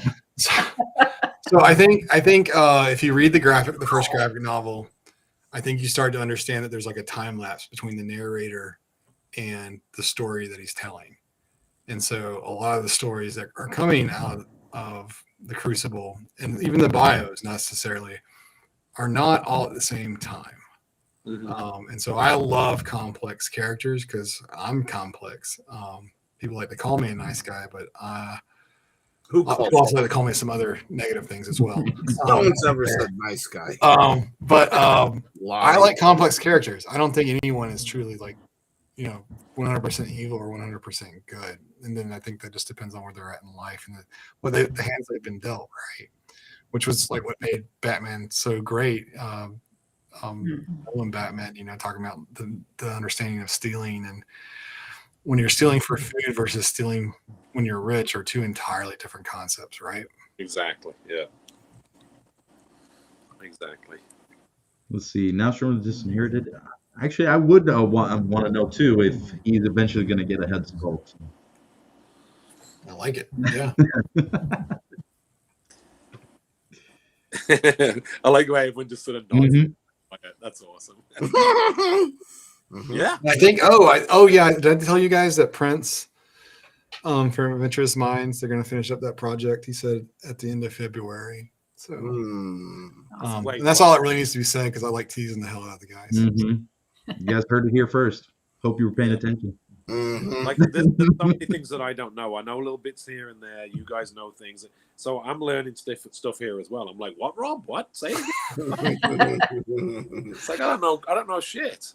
Are the shin guards removable on Nashorn? The shin guards. I think what you're asking. I think they're asking if they're like you think they're chest sculpted like they're like a slide over. No, they're not. The whole entire bottom shin of Nashorn is like one piece that's interchangeable, like just like all the other shins are. Yeah. So we don't have any slip on or slip off pieces in any of the first three waves. Well, I mean, from a shin standpoint, I think the Warrior Ball and Chains bracelet is a slip on, for instance. But yeah. So if you wanted to put a Lemurian's armor on a human, you could. Yes. Mhm. Yeah. Yep, Frost Giant's daughter. When somebody previously said about the Frost Giants, that's exactly who I thought of. Yeah, it's true. It's basically a super sexy naked woman. Yeah, pretty much. It's like, yeah. Can we do Dark that? Horse did a great graphic novel on that story. Did they? I need to pick that up then. I hadn't read that. Oh yeah, good stuff. They did a good run of all those old. I forget who did those Conan novels. The graphic novels. The graphic novels. No, not the graphic novels. The actual the books. The book. Yeah. The Frost Giant's daughter. Oh, I don't know that one. I was going to say you're talking about like I don't know 80, 90 years worth of material. Like I need a little bit more to go on. Sorry. No, I'm like Star Wars movie. Most people know like Howard was like you're talking like 1928. Like I'm like the Frost Giant's daughter. That's an old one. Yeah, it's like the Yellow King. Everybody has tributes to Lovecraft. I'm like, actually, it predates Lovecraft by like 30 years. He used that character off a 1890 something novel called The Yellow King. All right, no more need to geek out right now. All right, well, I love geeking out. I don't have any further questions in the comments. Anything else you guys want to add or talk about? What else can I tease them with and torment them? All right. I think there is one piece of information we can get out there. There is another toy line that's parts are going to be compatible with Savage Crucible.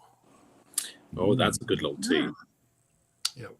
It's not announced yet, but there's another toy line where you can take the parts off of that and use them on Savage Crucible figures. And when I say parts, I mean like forearms, shin, armor. Wow. Yeah. Wings. Maybe. And now I got to go find the Frost Giant's daughter on the graphic novel. Yep. Yeah. I'll send them to you, Rob, if you want. I got a good amount of them. Do you? Okay. Yeah. I mean, I love that stuff. Yeah, I'll send it to you. And I got you the other one, A Bit of Madness. I don't know if anybody's read that. I'm currently reading that too. Let's see. AWOC, that's Savage Tees. There was a good. Oh, somebody asked if there's any graphic novels available now. We bring them to every convention we go to. So check the schedule on the front page of the website. Hopefully we'll be in a convention near you this year. We set aside a case for every convention through the end of the year. The second graphic novel will be out this year, assuming Rubus stops watching us on our Yeah. Still here. Get to work. Actually, I got Abraham's writing a script right now for Savage Crucible, so that's important.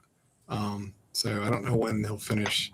I have to get him started on the third graphic novel after that. But some of the stuff that I don't even want. Some of the like Rubus.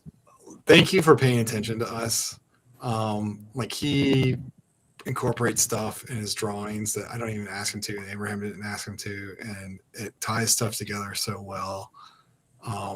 It makes us look way smarter than we really are. Thank you so much, Rubus, for that. Separately, we're nothing. Together, a power. Right. Mm-hmm. Right. It's fantastic. Planet. Oh, and I should tell you that I hope this is not official yet, but Frankie Frazetta should be coming to Comic Palooza with us in Houston and LA Comic Con as well in our booth. That Frazetta's grandchild. Grandson, yeah, that's his grandson. No, we're resurrecting him from the dead. And when is Tim is supposed to cosplay as Nezgrel the Delver? Kevin has some updates to the sculpt. We're going to give Nez pierced nipples, and so Tim has said that he's going to fully commit to the cosplay. And get it was a Prince Albert as well, right? All you people are like, I'd love to work there. You sure? Yeah, right. It's funny that we actually had to go in and change the sculpt because we know Tim wouldn't get in shape in time for it, so we actually had to make the sculpt fit into Tim's. We had to really add some weight and skin. Well, that's where your magic comes in, Matt. You got to. Oh, really? You have to make me look skinny. Yeah. And ripped. Good luck, bro. Yeah. No. Oh, so Carlos brings up a MegaCon for next year. That's a great thing, guys. So, we've asked people for like good shows in Florida and good shows in their area, and we appreciate the feedback that you guys give, and we try to take it to heart. So any shows that you guys really like, let us know. I really want to do Emerald City Comic Con. I think that's something I'm going to shoot for 25. Is that in Washington? Yeah, it's in Seattle. It's the big one. Great. So that's one's on my radar. New York City Comic Con is another one that I really want to do at some point. The one here in New Orleans, remember I told you about it? Was yes, you did tell me about that. It used to be really crap because it was like a Wizard World one, and it was just kind of bad. But the one that's just happened, which I didn't go to, a friend of mine went and he said it's organized by different people, so it's awesome. He said he had a blast. So that might be worth going to, and that way I wouldn't have to travel too far. Right. All right, let's see what else. We got a lot of questions in here, actually. Yeah. Tyler, real quick, I'll show you. It's a French artist, Emmanuel Chivello. Not 100% sure, but you're back. You'll pick it up. It's not too expensive. You're backwards still. Oh, well, he can't fix that. I can't fix it. Yeah, you got to mirror. The French are awesome with graphic novels, guys. Oh my god, yeah, the French, the debauchery, the art, everything. They're on actually. I just got through reading the Elric series from Titan Books, and that was that's all French, and it was epic. Such a good read, and the artists are amazing as well. Yeah, it really is. Yeah, like fully colored artwork throughout these big albums. Yeah, they just do different. It's there's actually a great series of fantasy novels, graphic novels, but they're only in French, and I haven't been able to find them translated yet. They have not translated them, but they have all sorts of, they're like they're labeled as the races, so they got ones on dwarves. They got ones on another ones. Yeah, it's really cool stuff, but it's boring. I can't read it, but really cool stuff. Heavy Metal was where A Bit of Madness was first featured, the graphic novel. And the artwork is phenomenal. It's really great. That's where you see it all in Heavy Metal. Mm-hmm. This is awesome as well. This guy. Oh, let me bring you up, Matt. But this is great. Oh, nice. And it's like the inside artwork is actually better than the outside stuff. But yeah, really, really beautiful stuff. Mm. You know. Yeah, very clever. These guys are. Oh yeah. So t-shirts back on the website. I don't think that I'll ever put t-shirts back on the website. I don't know about ever, but not anytime soon. I don't have the capacity to have something up on the website that people can place an order every day. I'm just way too busy. It could be something that it's basically just a con thing. Yeah, basically that's what it would turn into. Yes, yeah, just do a series of them that we just sell at the con. You know, and I'll be honest, guys. Like people asked for t-shirts in the very beginning, and I bought some and I put them up, and no one bought them. And now when people come to conventions, everybody's like, "I love those t-shirts." People that don't even know Savage Crucible want the t-shirt. It's kind of funny, actually. So yeah, those are great. But yeah, when you come to a con, ask about them because we don't always have them out on the table. Yep, that's true. Yeah, right. Yeah, that's a good point. Just ask. Yeah, if you really want them, ask, and we can. Yes, every all-in on the waves comes with a coin, and so wave 2, when it goes up for pre-order, you will be able to do an all-in and get the coin for wave 2. That will be the only way that you can get the coin. We did allow them during the Kickstarter to be purchased separately, but moving forward, I don't think I'm going to really worry with that. And yeah, they're different colors than the ones that we have at the convention. The ones that come with the all-in. So I really like the coins. They mean a lot to me. They're just really fun to have. They're really great conversation pieces. So somewhere there's some kid running around with all of them. This little kid was so excited. Yeah, he was so excited. Right. Is that the one that you gave to that kid? Mm-hmm. Well, there was 2. I think that happened twice. I think that happened in Dallas, and I think it happened in LA too. Yeah.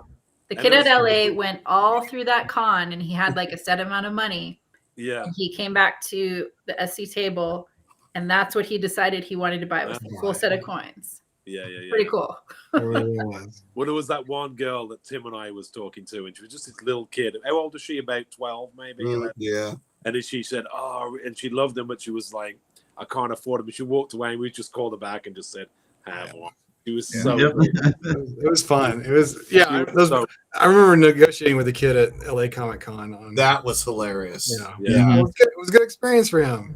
And you were like, "How much do you think they are?" At a price, and you were like, "I was like, how much are they worth to you?" Yeah. Oh, right. So yeah. He did really well. He came out ahead on that. Yeah. Scraped him off the table. Good.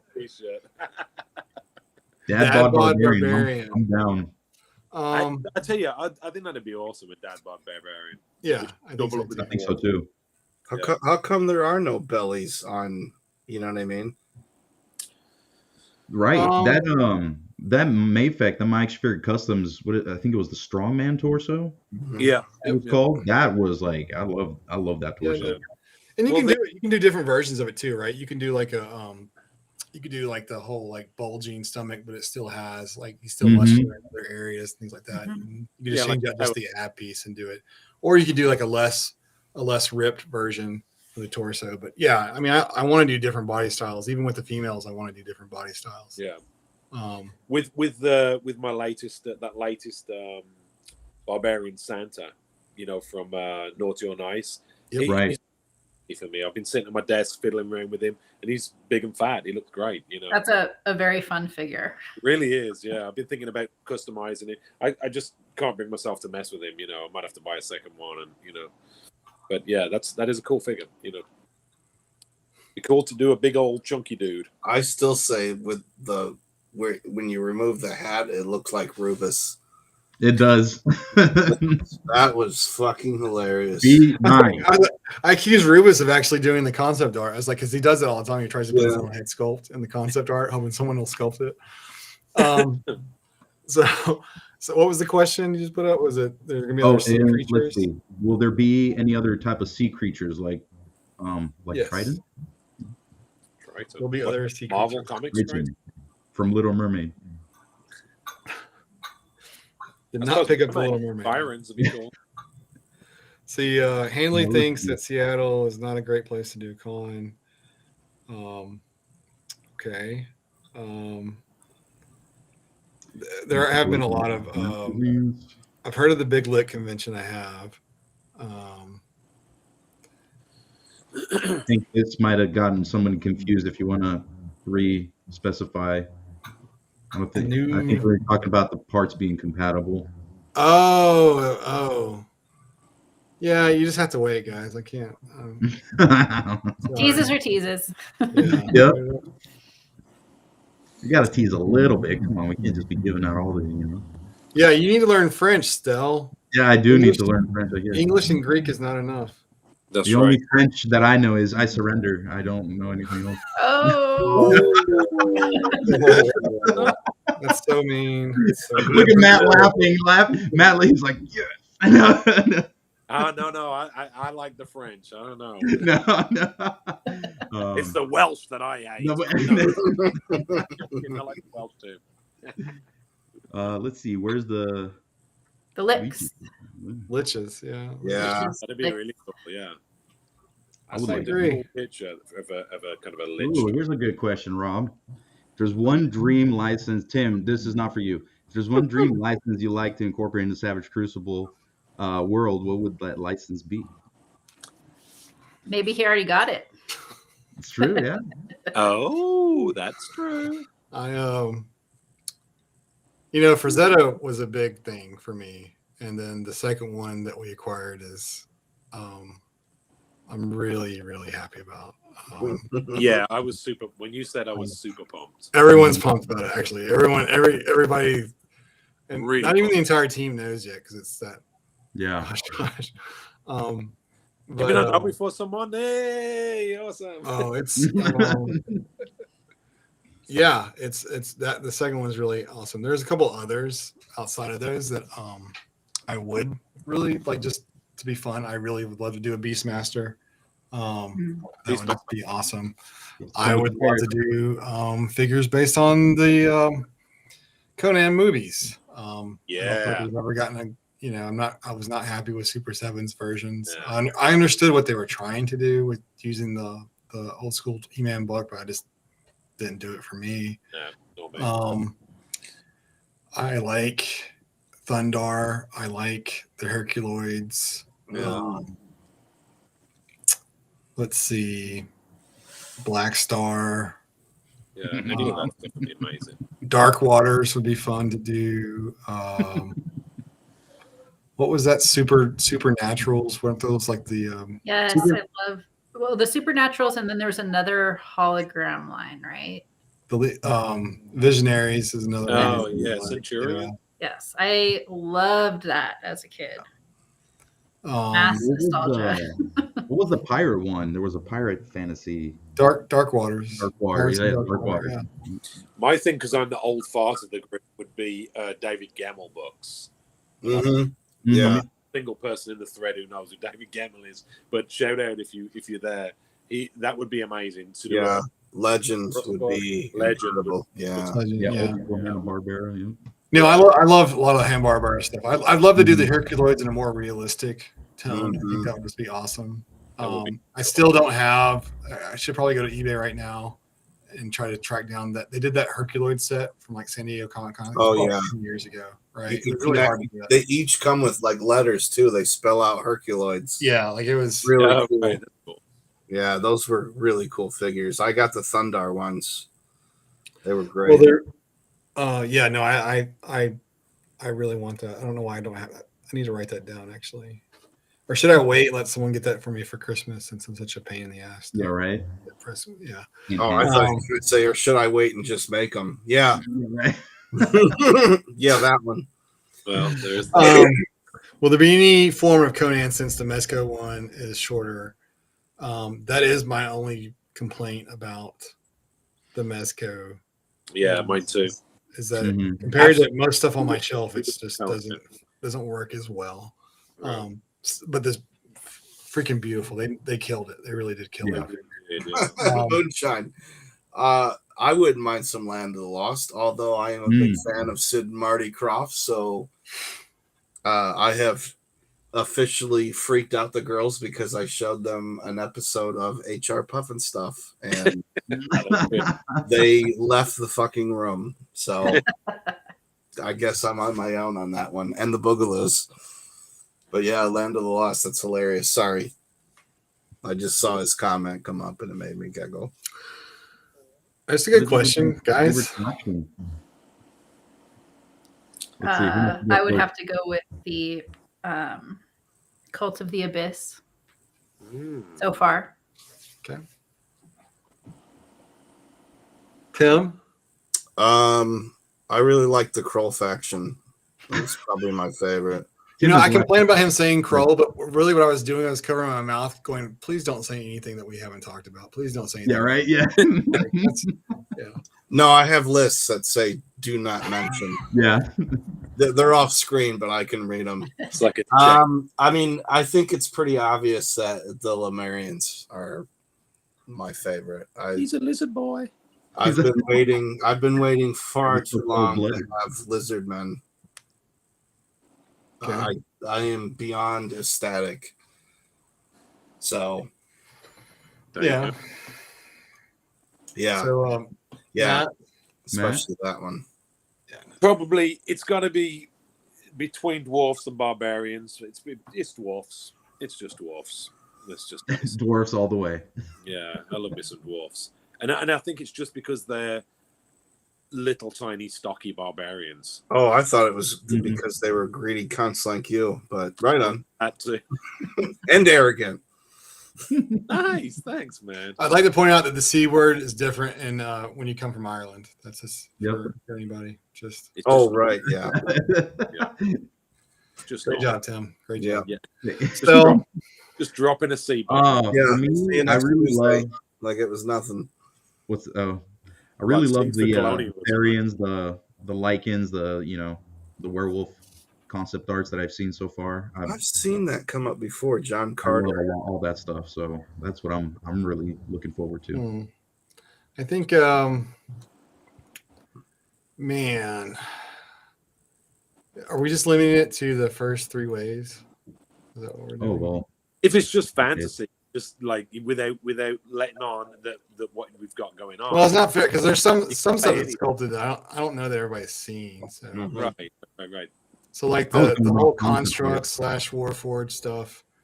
That's the favorite of Nikki's. Yeah, that's cool. That will be my favorite. Yes. I know. Yeah, I know. Trust me, you've told me enough times. I haven't forgotten. I don't know. I think there's some 3D. I don't remember what we have on the website. But I'm still not sold on that. Like, I've had so many people work on that sculpt, and I feel like it's just there's something that is missing. And then some of the Forge characters, the ones that are like sort of elemental based, I really want. But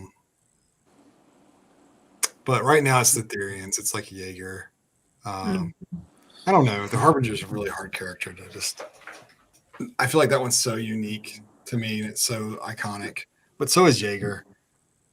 Truly, all of them. They really are. Yeah. We just circle back to that D, all of the above answer. I know. No, it's a great question. It really is. Yeah. Which one did you guys read? I basically copped out and named like 4 so that I didn't have to. Basically, what's your favorite? What's all our favorite factions? Oh, for that. Oh, we were still on that one. Okay. Yeah. All right. This official licensing original character is the only thing you put in Savage Crucible. Nothing that's straddles like some of the new independent companies that have been doing. I think when you say straddle, you mean stealing other people's IP. Is that? I think so. I think it's a nice way of putting it. Yeah. Like Memory Toys blatantly ripping off Blizzard and World of Warcraft. Is that what you mean? Yep. I guess so, right? Hit it on the head right there. Yeah, that's not straddling. That's called stealing. I think the whole point of doing what we're all doing is it's fun to design new shit. Right. That's the fun element of it. It's cool to make money off other stuff, but if you was, that's why when you're talking about different IPs, I'm going for book IPs. rather than visual IPs, because you can then design your own version of that character, which is, awesome for us, And it kind of goes back to like what Frazetta, Frazetta was doing so many covers, and when we were kids, we were going through the library and you were pulling books, and sometimes, let's just be honest, we picked books just because of the art on the 100%, 1,000%, right.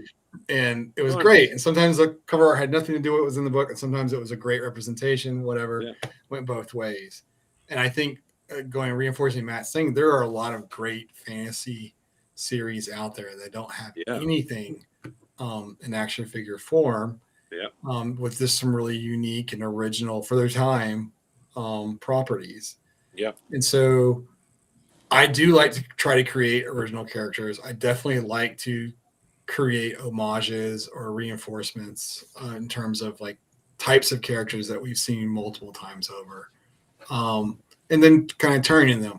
But I don't really want, and this is me, and I guess we can talk about it a little bit, like, and because we have talked about it internally, I don't really care for when people post toys from Chinese companies that are blatantly ripping off other companies. I get why people are excited about it, and I get why you want to have it. And I'm not faulting anybody that buys it, but as somebody that has spent a lot of money to acquire IPs legitimately, and to know that some Chinese company can just come along and put it out without any repercussions, I do have a problem with. So promoting that is kind of like, it's one of those things that's really, like, I'm not here to scold anybody, but it's just, for me personally, it's a problem. Because you could go about it in a way that's very much an homage. Like, I think Four Horsemen do a great job of doing an homage of Masters of the Universe and Mythologies, right? They're not blatant about it. They use colors. Tanger's a great example from Spiro Toys. It's an homage to Beastman. Right. But clearly, like, he's not like ripping off Beastman, right? Like, that's not the same thing. Yeah, just a power exclusive with a tiny tip of the hat to Masters of the Universe. Yeah, I think someone in the chat posted the Murloc is the character's actual name, and it's a fish guy. Well, that's from Blizzard. That's from Heroes of the Storm. Because someone's like, why does he have a cook hat? I was like, because in Heroes of the Storm, one of the skins is him having a cook hat in a ladle. Right. That's why it's in there. Like, you just didn't know where they were stealing it from. Right. Yeah. So, and some people say, like, well, why doesn't Blizzard do it? I'm like, well, they do. Like, McFarlane has the license to Diablo. They're putting out statues for it. Right. Yeah. They haven't done, I think NECA did some action figures for Heroes of the Storm. But the figures that have come from WoW prior to that are more statuesque with very minimal articulation. And it seems that's where they kind of want to stay with that, which is interesting. Well, I think it's easier because I think reusing, I wonder about their volume that they need is probably so much higher that it's just not there. Because Heroes of the Storm was a fun game, but even Blizzard like abandoned it, right? Like, clearly that's a knockoff of Diablo. This is Blizzard right here. Yeah, so Blizzard. Definitely statute like 5 points of articulation. Right? Yeah. But then there's that company that put out a version of this that was completely unlicensed. It was a Chinese company. I forget what they call it, but it was a great sculpt. That's just like the parts. Like, it's a great sculpt, and some of those companies are putting out some really great toys in terms of articulation. So, it kind of sucks, but there's a lot of companies in China that are putting out a lot of original stuff too, right? Right. So it's just kind of hit or miss, and that's just, we're never going to like squash people for promoting what they like. I don't want to come across that way, but it is kind of hard for me to sit here and talk to people about acquiring their IP and paying royalty fees, and other people not. There's you guys know this. There's a company that puts out toys that was stealing MAFC parts. Right. I won't name them, but that just really sucks from my standpoint. So. Yeah, and Endless Fables makes a really salient point too. Is like, it's important not to share so much that it doesn't get taken, and that's in addition to wanting to just get out what SC has already shown. I mean, I think that's a consideration of why not to show all that we have. Yep. I agree completely. Very true. Let's see. What else do we have here? Fury. All right, Nutty Buckeye. I don't know. I'm assuming you're in Ohio based on your name, but I don't know where over here is. So any chance on getting some T-shirts over here? Let's see. You gotta give me more to go on that. Sure. Just tell us where to send them, I guess. No, still. And then still got murdered. Yep. In humanoids or dino saucers? I don't think I'd do dino saucers. In humanoids is interesting, but You know what would be a really awesome one to do, but I'm not sure whether it would fit with our style unless we did a realistic version of it. Cadillacs and dinosaurs? No, Primal. Primal, yeah. Primal. Oh, I'm doing Primal. Like the reason I say it's some guy on there, I saw some guy, I can't remember his name, sorry, but he had like the Bluto Mezco Popeye Bluto body, you know, and he'd stripped all the clothes off it, and he was doing a little custom head and custom feet to make a Primal, and he was kind of like a realistic looking version of I guess whatever is called Spear, right? He's never really right, but I thought, man, that would be awesome to do one of those. So you got the dinosaur and then the guy, you know, yeah. But yeah, interesting take using the Bluto body, because that Bluto body without the clothes on is kind of semi-realistic, you know. It's kind of weird looking, you know. It's kind of cool. Yeah, almost kind of like that ape-esque body. Yeah. Expensive ass fodder though. Woof. Oh yeah. how much do those run? They're like, I don't know, like $150. I don't know. Yeah, you're in the triple digits for sure. Yeah. Easy. Yeah. So wait, did I come across too strong on the whole licensing thing? I just want to make sure that you guys know that I get passionate about that. I think passionate's a word. No. Wrong. Yeah. I think it's passion and the morals behind it, you know. It's just, you know. All right. I appreciate the question, guys. I really do when you ask things like that. Sorry I came across too strong. Tarzan would be cool, Drew. Obviously, Frazetta did a lot of covers on the Burroughs books. Yeah. I don't know about muscles. Like the little pink guys? The little Oh, that's fucking funny. like chewed up bubble gum. Although I guess you could do like a slate figure in that color as like a tribute to that. That would be Right. cool. That would be hilarious. Yeah. Just solid pink. John Carter of Mars, obviously. Yeah, that'd be great. With a thrag or whatever. But then, you know, and you can do the art, but then if you're going to call it John Carter of Mars, you got to bring in Disney. And I don't know that I have. No. Any plans for Riptide and the Abyss Knights? It seemed pretty fleshed out. You're talking about the sculpts that we've shown. Yeah, I mean, clearly it's 90% sculpted or 98% sculpted. It's just a question of when's the right time to put that out. Now. Do it now. Yeah, I know. Everyone wants everything now. I do believe there are some issues in public domain for Tarzan. Well, Conan is public domain in Europe. That's right. I think when do we get it here? Next year or this year at some point? I don't know. I don't Not Conan okay. Wait, Wait, the Sumerian, just right? Hold that up. is way more complicated. Hold up. Yep. Europe makes things a lot easier. First of all, Right. True. okay. In the U.S., there are certain things that you can keep re-upping, Right. and it's not just necessarily the character; it's the story of which Right. you're talking about. So certain characters you can't do because they kept writing books for 50 years. Right. Okay, so there's and then that gets into the whole like certain people think that they still own the rights to something that a lawyer might disagree with, and then you have to ask yourself, is it worth your trouble to go? Well, in Europe, they just refer to it as the Sumerian. They don't ever call him Conan on the cover of the books, but they do call him Conan within the book. You know what I mean? Yeah, and I'm not familiar, but that's right. Yeah. Hey, we could do Steamboat Willie. Oh, come on. I don't think there's going to be any shortage of Steamboat Willie anywhere. Yeah. No, he was let's see, what talking else about was there? Primal, the animated series. Yeah, it's a I can't remember the name of the animator. Is it on Hulu? I think. Yeah, No, it's on Hulu. I think. HBO. It's Cartoon HBO. That's right. Network. HBO.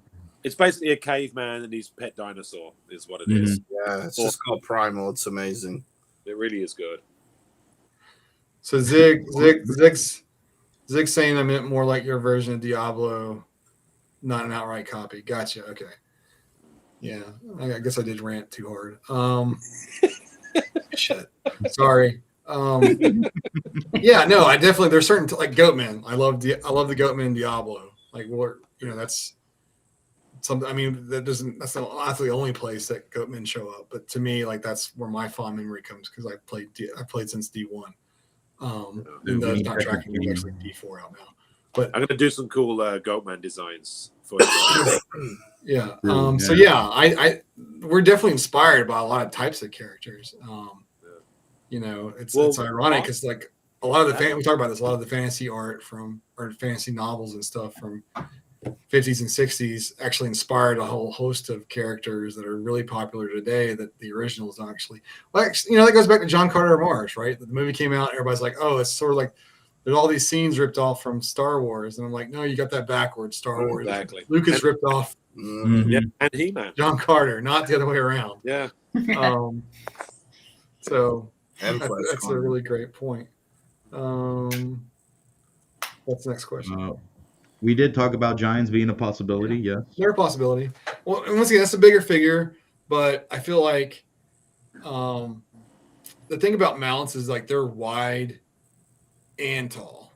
Yeah, and like two bipedal creatures in general, while it can be really tall, don't generally take up as much space as a four-legged figure in the same kind of thing. So, it's kind of like look at my shelf. Look at Battle Cat.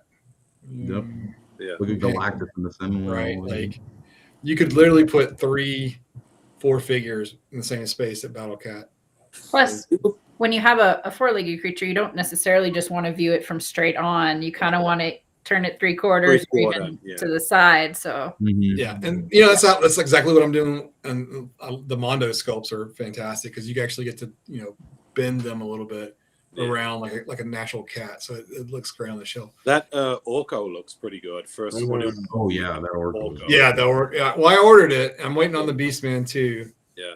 So the Beastman's ludicrously big. Ludicrously big. Imagine doing a giant for Savage Crucible in the same size as Beastman. Yeah. That would be incredible. That would be really cool. Well, and still seeing it, that custom they did of Jason's gorilla figure at the factory made me want to do something big like that. So yeah. Be cool just to do like a big old giant. All right, still read it for me, sir. All right, Rob. What would be the number one character you would like to do but don't think would be popular or sell well? Yeah. Battle Dane. There's not a huge market for Great Danes. Yeah, right. After Mutton Junkyard, you'd probably get millions of people loving that Dane. You know what I mean? Maybe. Especially a Battle Dane. Yeah, I think that that's on top of my list. I think things like that are not what I'd call mainstream popular for fantasy. I'm talking about in the realm of fantasy. Right. I'm not the biggest elf fan, but we're gonna do elves. But I think there's a way. I think there's a way to do elves. There's a different way. I think of doing like not your typical either go very very tall and gangly or very very short, like almost like Elf Quest. So they're hobbit size. And so some of the comments, going back to the whole IP licensing thing. Yeah, I think Fure is a great example of a company that's taking archetypes and doing their whole own spin on it that is not ripping anybody off. Like their old man rabbit character is nothing like I can't. Is it Usagi? Is that how you pronounce it? Yeah, Right. Yoshinbi. It's its own thing. Clearly, it's similar. Like it's a rabbit kind of samurai dude, but it's that guy looks quasi evil. Like you don't want to mess with him. Yeah. A totally different feel, totally different vibe. So no, I don't think that's like a blatant ripoff. I think that's like its own spin on a certain character type. I think in the West we think of a talking rabbit. We only think of one example, but in the East there are much more characters like that. So I think that's something great. But yeah, and I think Sebastian sculpts a lot of those and does a fantastic job on those sculpts. So Stance on soft goods. Does any upcoming figure other than the Ball and Chain Warrior use them? yeah, Jaeger has a soft good cape. Soft good cape, yeah. But I'm not the biggest fan of soft goods. I like to use them sparingly. I think like a cape or something like that. Strategic use. Say again? Yeah. Strategic use. Strategic use, yes. Yeah, I'm the same way. I don't mind them, but just a little bit here and a little bit there. Yeah. Mm-hmm. Good stuff. Says, think it'd be cool to have a small breed of cat people who do martial arts and riding battles on the. That, sir, is creative. Oh, little rat people. That'd be cool. What do they call them? Skeksis? No. Skaven. Skaven, yeah, from. People would be amazing. Mm-hmm. Was it Lee that sculpted the Skaven for Mayfek? I think so. Yes. Yes. Skaven head. Yeah, those were awesome. Undead Skavens. His Skaven and then his toad dudes. Mm-hmm. Yes. Yeah. The bullywugs. Yeah. What do you call them? Something hoppers? Swamp hoppers. Swamp hoppers. Yeah. Those things were. Someone had the frogs up, and I was like, no, we want these swamp hoppers. I want something that people are scared of. Mm-hmm. That's like the evil Jawas that Rubus concept drew. Yeah. Right. Like, it's a great example of taking some concept and like making it your own in terms of like just being influenced. Wired capes. Yeah, I think wired capes are pretty cool. I think I can show some stuff that we've worked on if I pull back here. Hang on. Let's see.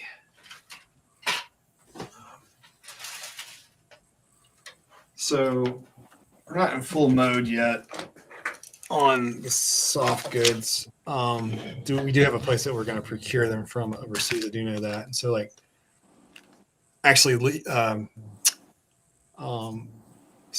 Tim can attest to this. So, we started talking about like soft goods that we liked, and one of Tim's favorites is this cape that came on a Hasbro Darth Vader.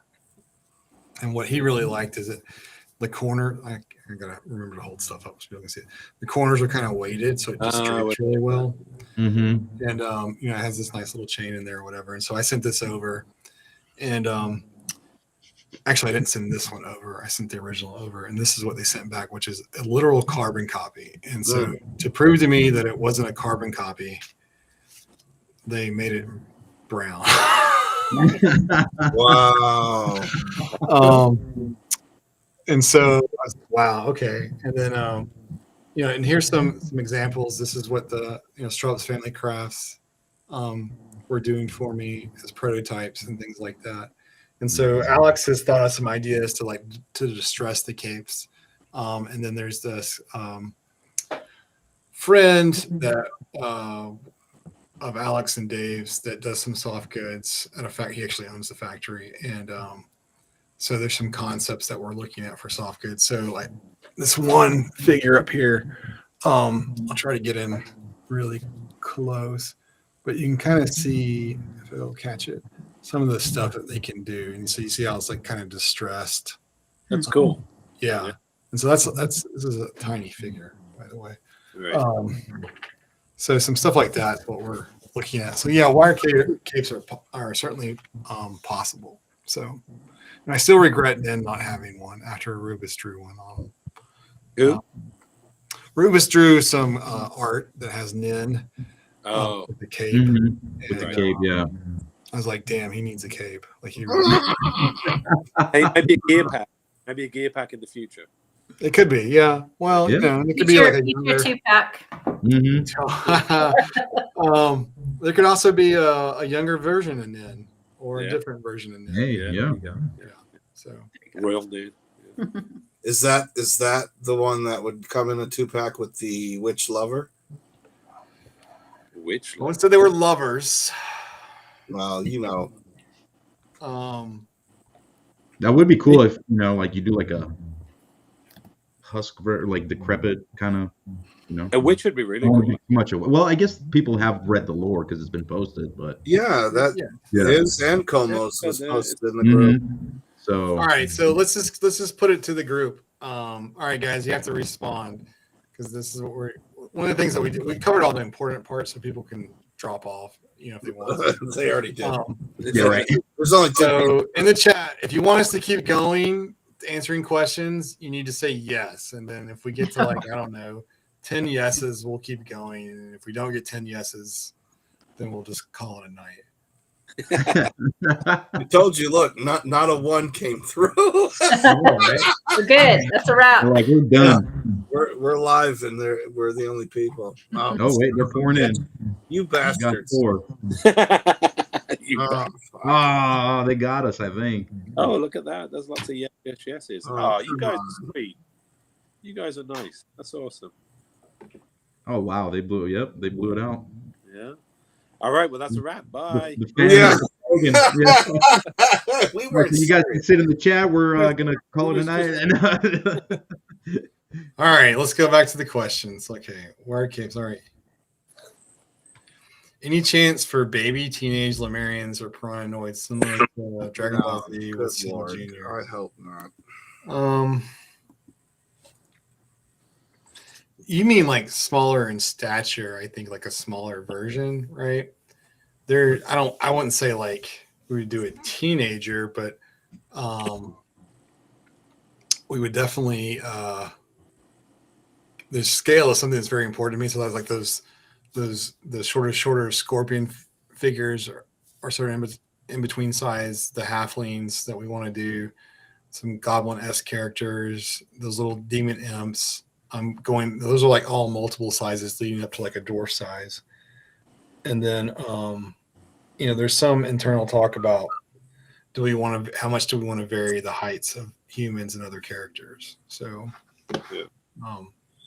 while still maintaining part swappability. So, to a certain degree, you can't always get what you want. Yeah, I mean that's the thing, isn't it? It's like you can do part swappability, but if it's at the detriment of making the figure look cool, it's like just don't worry about it. Mm-hmm. You know, or just have a limited bit, you know, like hands or forearms or something. I don't know. You know. All right, let's see. Would you do any hybrid creatures? Yes, very much so. Like Sokomon's half human, half Lemurian. I definitely want to do more hybrid characters. Half orc, half human, half zombie for Tim. Yes, I think that's very important. I think that goes back to the D&D roots that I really enjoy having race as a multi. Yeah, half orcs, half elves. Yeah. I think a half human, half dwarf would be fun. That would be a really interesting character to. What was that? A half human, half dwarf character would be really fun. Yeah. Half lizard, half dwarf. In second edition, actually very important to us. I think if you want to talk about Rob, if there are any plans for various ethnic human characters. Well, Tim was going to say something before he answered that. Oh, it's not a big deal. Just because you guys were talking about cross. I played second edition many years ago. I played a half orc cleric assassin. Yeah. There you go. That's that was interesting. Let me tell you. But when I was young and slim and good looking, I would always be an elf or an half elf. And now I've got fat and old and bearded. I'd just go straight to dwarf, or puppet. Yeah. All right. Are there any plans for various ethnic human characters? Yes. There already are, though. Yeah. There already are. Yeah, you're correct. So even more so, we definitely want to represent different cultures and different ethnicities. And it's funny. I mean, Frankie, we're having this conversation about Frazetta's females and how they all have like cat eyes, and cat eyes are just talks about how the eyes are kind of pulled, which is very Asian. And so, like, when you go look at the Huntress and Luna, it's actually an Asian character. But for whatever reason, that's lost on so many people. I don't know why. Yeah, it's just kind of interesting. But yeah, I think there's a lot of places to interject those things that are really cool things to do. So that is definitely on our list. Tail packs, interesting concept. I don't know how much that would sell. I think if it was a head. Wait! Look at him. He's looking. Go on. I was thinking like I still haven't done this, and I don't know why I haven't done this, but you can take two tails, and you can make the tails longer by pulling parts off of a different tail. So get you some tail is what Rob is saying. Yeah, my Nin's gonna have the longest tail ever. I guess we should show this. Like, I don't know how many people don't realize this. So on the Savage and the Slate, their tail is just one piece. It does obviously turn and bend up here at the rear, but it's just a solid piece. Whereas, who do I have out? Yeah, Nin. Yeah, I got some out here. He's got like how many sitting there in the package? Yeah, right. I don't know where they all went. Doug Dollmaker just. Whereas the Deco figures, their tail is multi-articulated. There's like 1, 2, 3. There's 3 double ball joints, and then there's the ball joint and the swivel on the tail. So. You can pull these apart and add a couple pieces to make them longer. Up more, yep. Up more. Oh, yeah. There you go. There you go. So very much so. So you can definitely make that longer. And then Como, being a half human, half Lemurian, obviously has to have a very he's a little stubby tail. So he's just got a vestigial tub, just like his feet are more human-esque than all the other Lemurian characters because he's half human. So, yeah, there's little details like that that we added in. And hope that people appreciate from that standpoint. But tail packs, yeah, that's something we can talk about. I do want characters with like longer tails and things like that. Well, you could do you could include a coin and call it a heads and tail pack. Sure. Heads and tails, heads or tails. Oh, that's funny. See. Heads or tails. Heads or tails. That's funny. All right. So I think this is a good time to let Nikki bow out. Yes. Just promised everybody. Good night, everybody. Good Nikki, night. thank you so much for joining in with us tonight and being part of the show. Thank you so much. And we'll see you later on. All right. See ya. Bye. And then there was fall. Let's right, see. so- Next question here we have: are there any horned devilfish or orcish characters on the table? Yes. Yeah, some cool orcs would be really cool. They don't even have to be called orcs, but just the Crucible's version of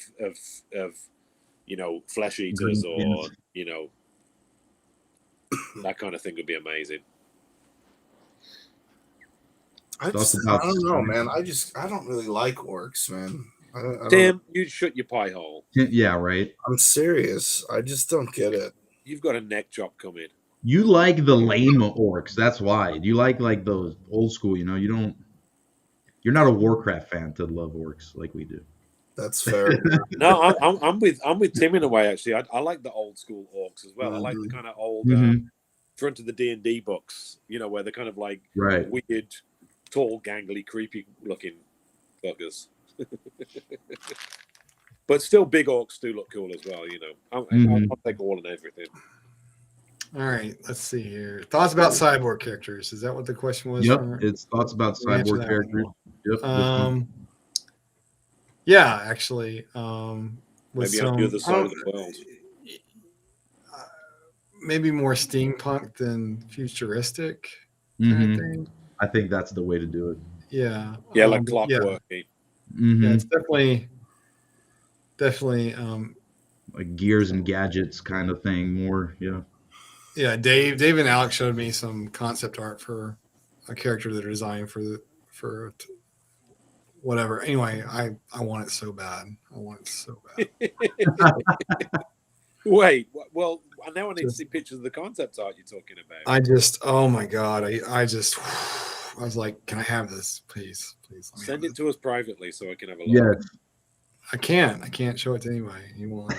What? No. We can't even see it, guys. No. I loved it. Like I was like, oh my God. Well, give us a verbal. No. Oh my God. Yeah, man, I cannot. This is all we get.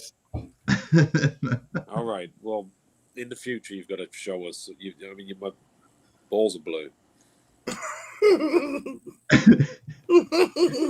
We say those different size characters are planned for the next couple waves to be revealed or further on in the future.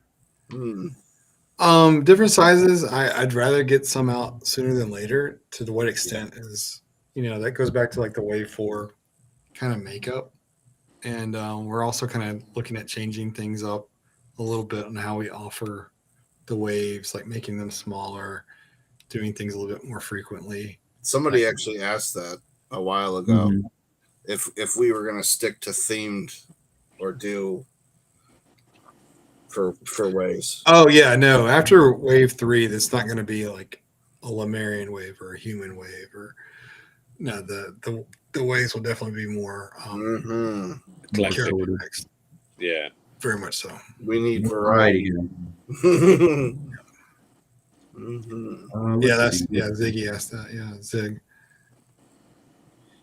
Like to have some smaller childlike characters for people, creatures to protect.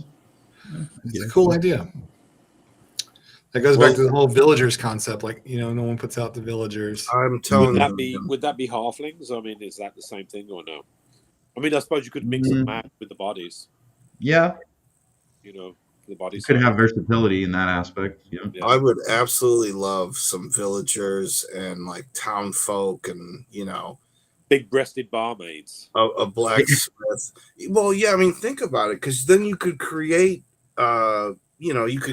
patrons to hang out in a fucking town. No, it'd be awesome. Yeah. You could have a table with some gold coins on it. Yeah. You're a bastard. Nobody will come off of theirs either. I'm just never gonna get one, Matt. And I fucking, how many times have I fucking seen you? And we shared a room, man. We shared other things. I saw you naked. Yeah. And I can't even get one. Well, next time, because I'm terrible with the post. Next time I'll bring one with me. Yeah, right. I won't hold my breath. Anyways, man, I think having that kind of stuff would be absolutely dynamite, because no one is doing that stuff, and I don't want to buy shitty, Game of Thrones figures to have some guy walking. You know what I mean? Yeah. I think you meant low price figures. Not shit. I don't know. It says townfolk wouldn't have to have as much articulation. Yeah, I mean, I don't know. Would you even change it? Why? I mean, I don't think the buck would. Well, why would you even change that? Yeah. Who cares? Why? I mean, I think if you did children, you could get away with less articulation. I think sure. But that's a different sized character, right? Yeah. I think when we get into the medium buck, you might be able to get away with townsy folks on a normal size. Let's see. Are there more Frazetta direct characters coming in the same vein as your warrior? There are definitely more Frazetta characters coming. Yes.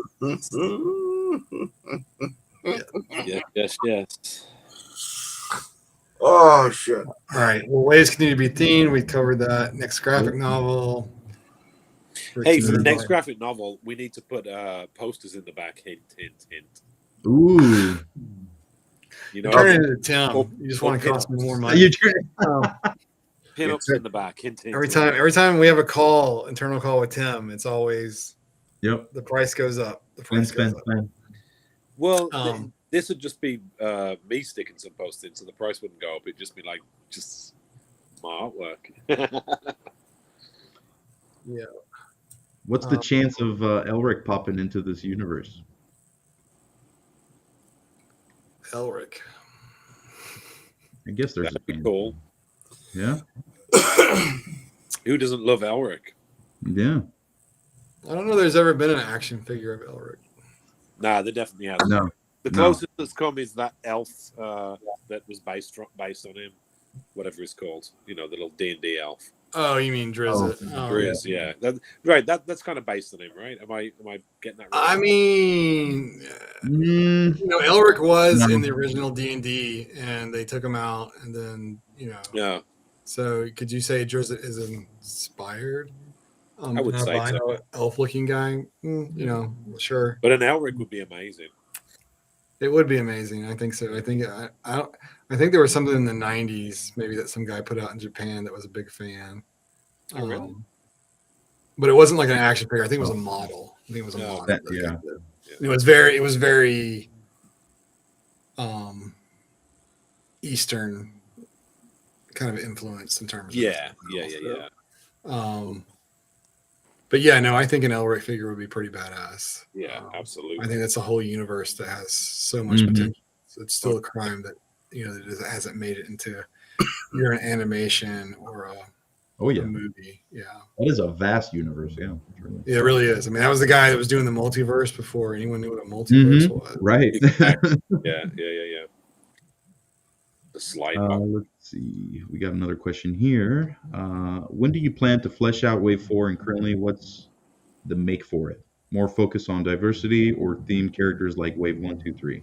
We already covered this. Yeah. All right, so we already covered the theme thing. The waves are going to be more diverse in the future. When will I flesh out Wave 4? Probably the day before I announce it. Mhm. That's been the way it's been. That is actually the truth. And the reason why that is because we have so many characters sculpted that I can just decide to drop in. Like I did with Wave 2, I can just drop in something new. Like it's Right. Mhm. so Right. like if you think of it like it would be like, and you guys can see my Joe collection. It would be like saying, okay, pick your 4-man team, right? And like that's like, but you've got the entire back behind me to pick your 4-man team. Gotcha. Like, Yeah. so, and then, but you don't know the mission yet. So they're not going to tell you the mission till the day before or the month before. So like, yeah, that's what's going on. That's basically why I won't tell people. Yeah. That's one of the reasons. Well, and not to mention that there's been many conversations about Wave 4. So, Oh yeah. Oh yeah. That's what we're talking about when we're at the cons and people Yes. walk past Mhm. deep in conversation and we go, oh, there's someone at the table. We stop and start talking. Yeah, right. It's like that's Oh, what we forgot what we're here for. And then as Nikki alluded to, and I kind of said before, like the whole idea, like if you announce something way too soon and then someone puts something out and it takes years to get, like Exactly. years, like it just You're like, ah, shit. it loses so much. And that goes back to the question earlier about other companies putting out Frazetta characters. Would we do them? Yeah, but I don't want to put like the same character out at the same time. Like that's kind of No. like Darth Gar wrote Neanderthals would be interesting. I think Neanderthals would be great to do. Mhm. I've been screaming that for how long? Robert? Yeah. Yep. Good question, Darth. Yeah, I've been pushing for that. Frank asked if you chose to go with the printable file for the Kickstarter for the throne, but talks based on earlier, they'd like to know if a full production throne could ever happen. Oh. I don't maybe. think so. I mean, it's all about like what does it cost? Could do a builder throne. Mhm. Yeah, we've talked about that, but that's like a road. serious waste of plastic if it's not done the right way. Yeah. But yeah, I mean, trust me, I still agonize over that concept. Yeah. Bird people? Wave 4 will not be a Kickstarter. No. No, it will not be a Kickstarter. Bird people, bird S people. I mean, like, Something like the bird people from Beastman. That's badass. You know, Oh, so I remember those. Yeah. yeah, those guys They were. was kind of like wearing prosthetics, right? Yep. Yeah. Yeah. Those guys were. I'm pretty sure I just told Nick today on some concept art that I wanted this type of character to have a beak. Yeah. And it's definitely a. Anyway. Yeah.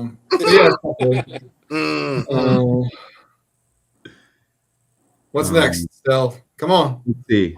No more Kickstarter, I presume. I guess if, and Rob, correct me on this if I'm wrong.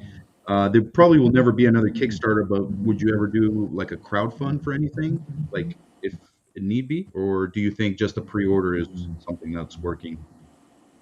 Just depends on where you're at. Like, depends on demand. Depends on like how the line grows, that kind of stuff. It just, as a, we're gonna do freaking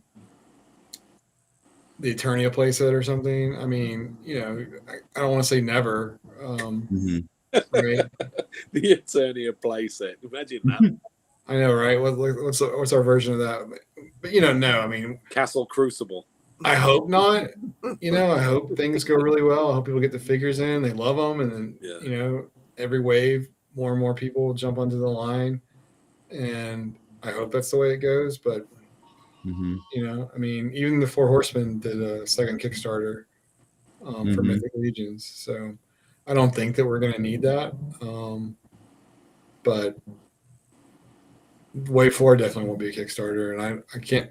It depends on the item, right? Like if it's something that's crazy that I'm not sure that there's all this big, but I'm not sure the demand's there. Would I do it? Yeah, I might try it.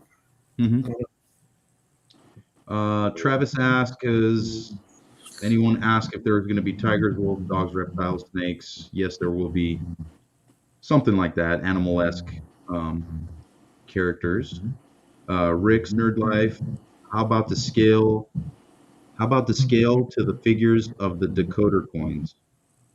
What? I'm not 100% sure. Well, that's basically us.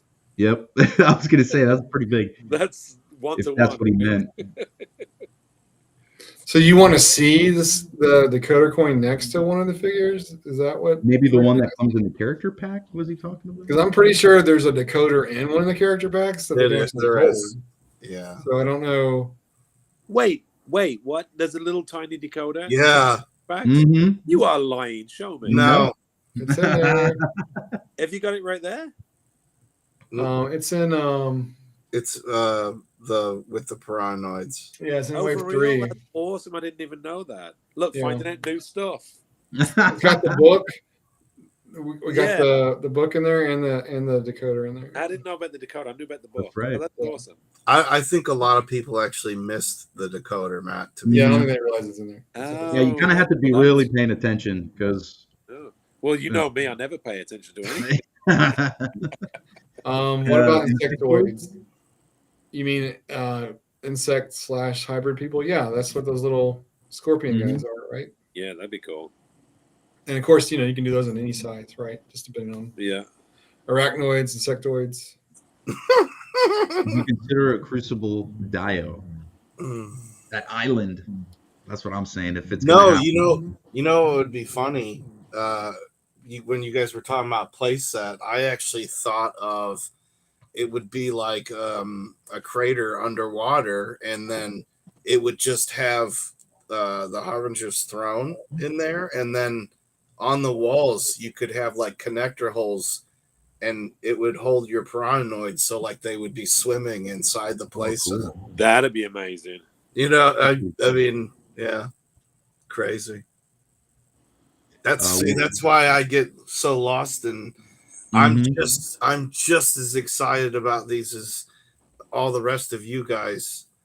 I mean, I'm constantly like daydreaming about playing with them, and I mean, I get it.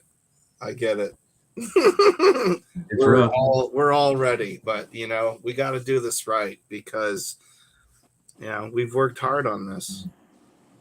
So, any possibility on mermaids? Will animals be posable as the figures? Could parts be swappable with each other? Dogs with snakes, ends, etc. I mean, they'll be as posable in figures. I don't know, but depends on the animal.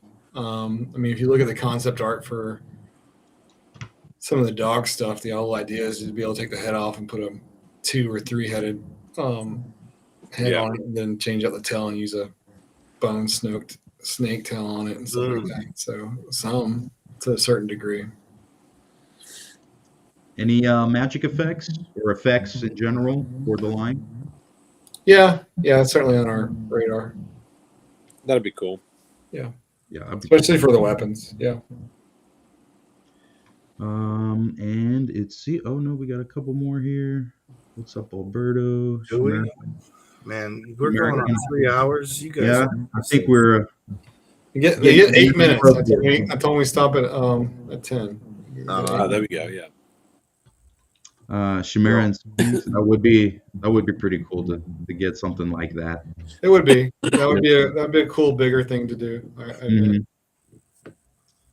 All right, guys. Well, now we're at the bottom of the questions here. Thank you so much for staying with us through this whole thing. It was exciting for us to come on and share all this news with you guys. Well, we got 8 minutes. You want to stay? I don't know why Still doesn't listen. He's great at reading, but he's not listening at all. I know.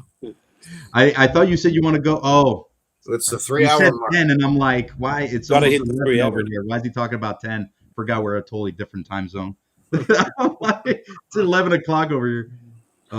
Okay, yeah, let's keep going then. Just 8 minutes. We're good.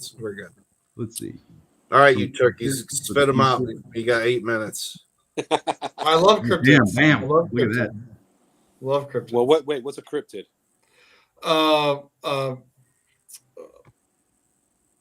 Shit. The ape guy. My mind's went blank. My mind's always gone blank. The guys that Yetis and things like that. Oh, like a zoology thing, cryptozoology. Animals that are considered myth that might be real. Mm-hmm. So like a rougarou or right. Yeah. Oh, that'd be cool. Mothman and that kind of stuff. Yeah. So, Bigfoot. Why would Bigfoot be in the Savage Crucible? Because he got sucked right through that portal, along with Kroll, asshole. Right. Harry and the Hendersons. You've got me thinking about halflings now. I've got some little ideas floating around in my noggin. That would be a cool thing to do. A little 2-pack of halflings. Be great. Or 1-pack with shit ton of stuff, I think I'm going to start charging you guys every time y'all say 2-pack. Yes, thank you, Renato. Sasquatch is the word that I could not think of. As well. Bigfoot, thank you. Sorry, isn't Sasquatch Native American? Chupacabra. That word come from Native American? I think so. Yeah. Sounds like it. Probably. There was a story about Native Americans like way back fighting red-headed giants that spoke Welsh. You ever heard that? Yeah. It's kind of interesting take, huh? It really is. Yep. Yeah. That's a really interesting idea. Having a Kraken pet kind of stuff. Yeah. That's a really interesting idea. That'd be great. That's a lot of plastic. Well, if you don't do something, that's why I bought that. Until then, my seahorse from McFarlane. Oh yeah. Yeah, that seahorse is wicked nice. Yeah, it is pretty nice actually. Is it articulated? Not really, but it's a cool mount. Right. But when the Piranoids come, I'm gonna slap one on and he's gonna yeehaw through the toy room on his seahorse. This is actually pretty interesting because Lee already has this fantastic thing that he's promised that he's going to work on. So parasites that live off different creatures. That would be kind of cool. Yeah. Oh yeah. I love the Death Weavers, and that's the idea. Me too. I love them. Yeah, I really hope we get to see Lee's concept fleshed out. Yeah. Well, that's and Lee has promised to send me a copy of his novel. Yeah. Signed. Yeah. So I'm probably gonna get to read that. I'm just checking to see if he's here, because if he's here, he'll be like, "The hell I did." Yeah, right. He's probably watching like an old Hammer film or something. He's watching some like old horror film. I've already got it planned out. I'm gonna have to fly there and get Robin to sneak it out of the house, or like take him out of the house and then like me sneak in. It's gonna be like a whole Mission Impossible thing. Like, get a copy of it without him knowing. Yeah, like I'm gonna do it. Like it's gonna happen. That'd be kind of pretty cool. Skin accessory. Yeah. That'd be great. More so, I would like really like to have like someone's been human skin. Well, stretched out skin, that would be like a diamond piece. Like skin wearers kind of thing. I think that would be pretty cool. Maybe I like a human skin cloak for one of the lizards would be great. I think the pelts you could do is like one of the clip-on accessories. Well, what you can do is you can use the Lemurian buck, make it look like infected skin, and have these guys called like skin wearers, where they like grayscales or whatever or something. Weren't they called like grayscale in Westeros? Yeah, exactly, like that. So. Yeah, that shit would be pretty cool. And that'd be badass. Good night, Steve. Hope you feel better, man. Night. Somebody's not feeling well. Yeah, me. That's a whole nother. Lemurians or paranoid pelts. Oh. Yeah. No, I get what he's saying. Yeah, like pelts. Yeah, that's right. Lemurians, I've won like a nice pair of boots. I don't know about like nice boots. I think you can actually take the bare forearms from the Lemurians and put them on the humans. You actually you can literally use the forearms from Lemurians as like bracers for the humans. Yeah, like lizard skin bracers. Yeah. That'd be cool to do like decaying versions of characters, or like have some eventually characters that are decaying. That'd be pretty neat. Yeah. Well, that's what I was saying about the what are they called, the rat people again? The Werven or something. Those undead versions of those would be great. You know what I mean? You could have regular versions, dead versions. I think I've got like a little idea of having the little lead miniatures when I was a kid, like an undead Skaven. That's what they're called, Skaven. The Skaven. Yeah, they were great. Yeah. And druids. I mean, guys, we talked about this before. At the end of the day, like we have no shortage of ideas. The problem we're into is you got to have the volume necessary to keep justifying the tooling, and so it's not that high, but it's certainly something that we have to work towards. Yeah. Would you consider doing skeletons, proper proportions, or is that too saturated? Quite saturated right now, I think. It is right now. By the time we got to it, probably be a good time to do a turnaround.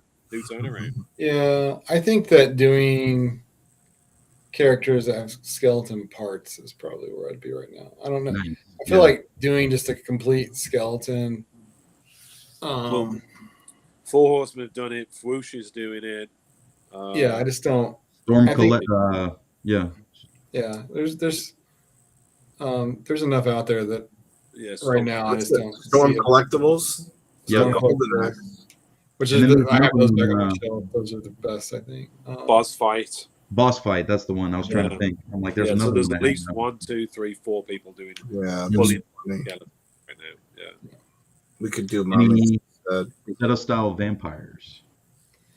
Which ones? You mean like his Dracula and stuff? That whole series of classic monsters he did for that series that didn't get made. Yeah, the Frazetta vampire is just basically Dracula, right? Yeah, it's Dracula.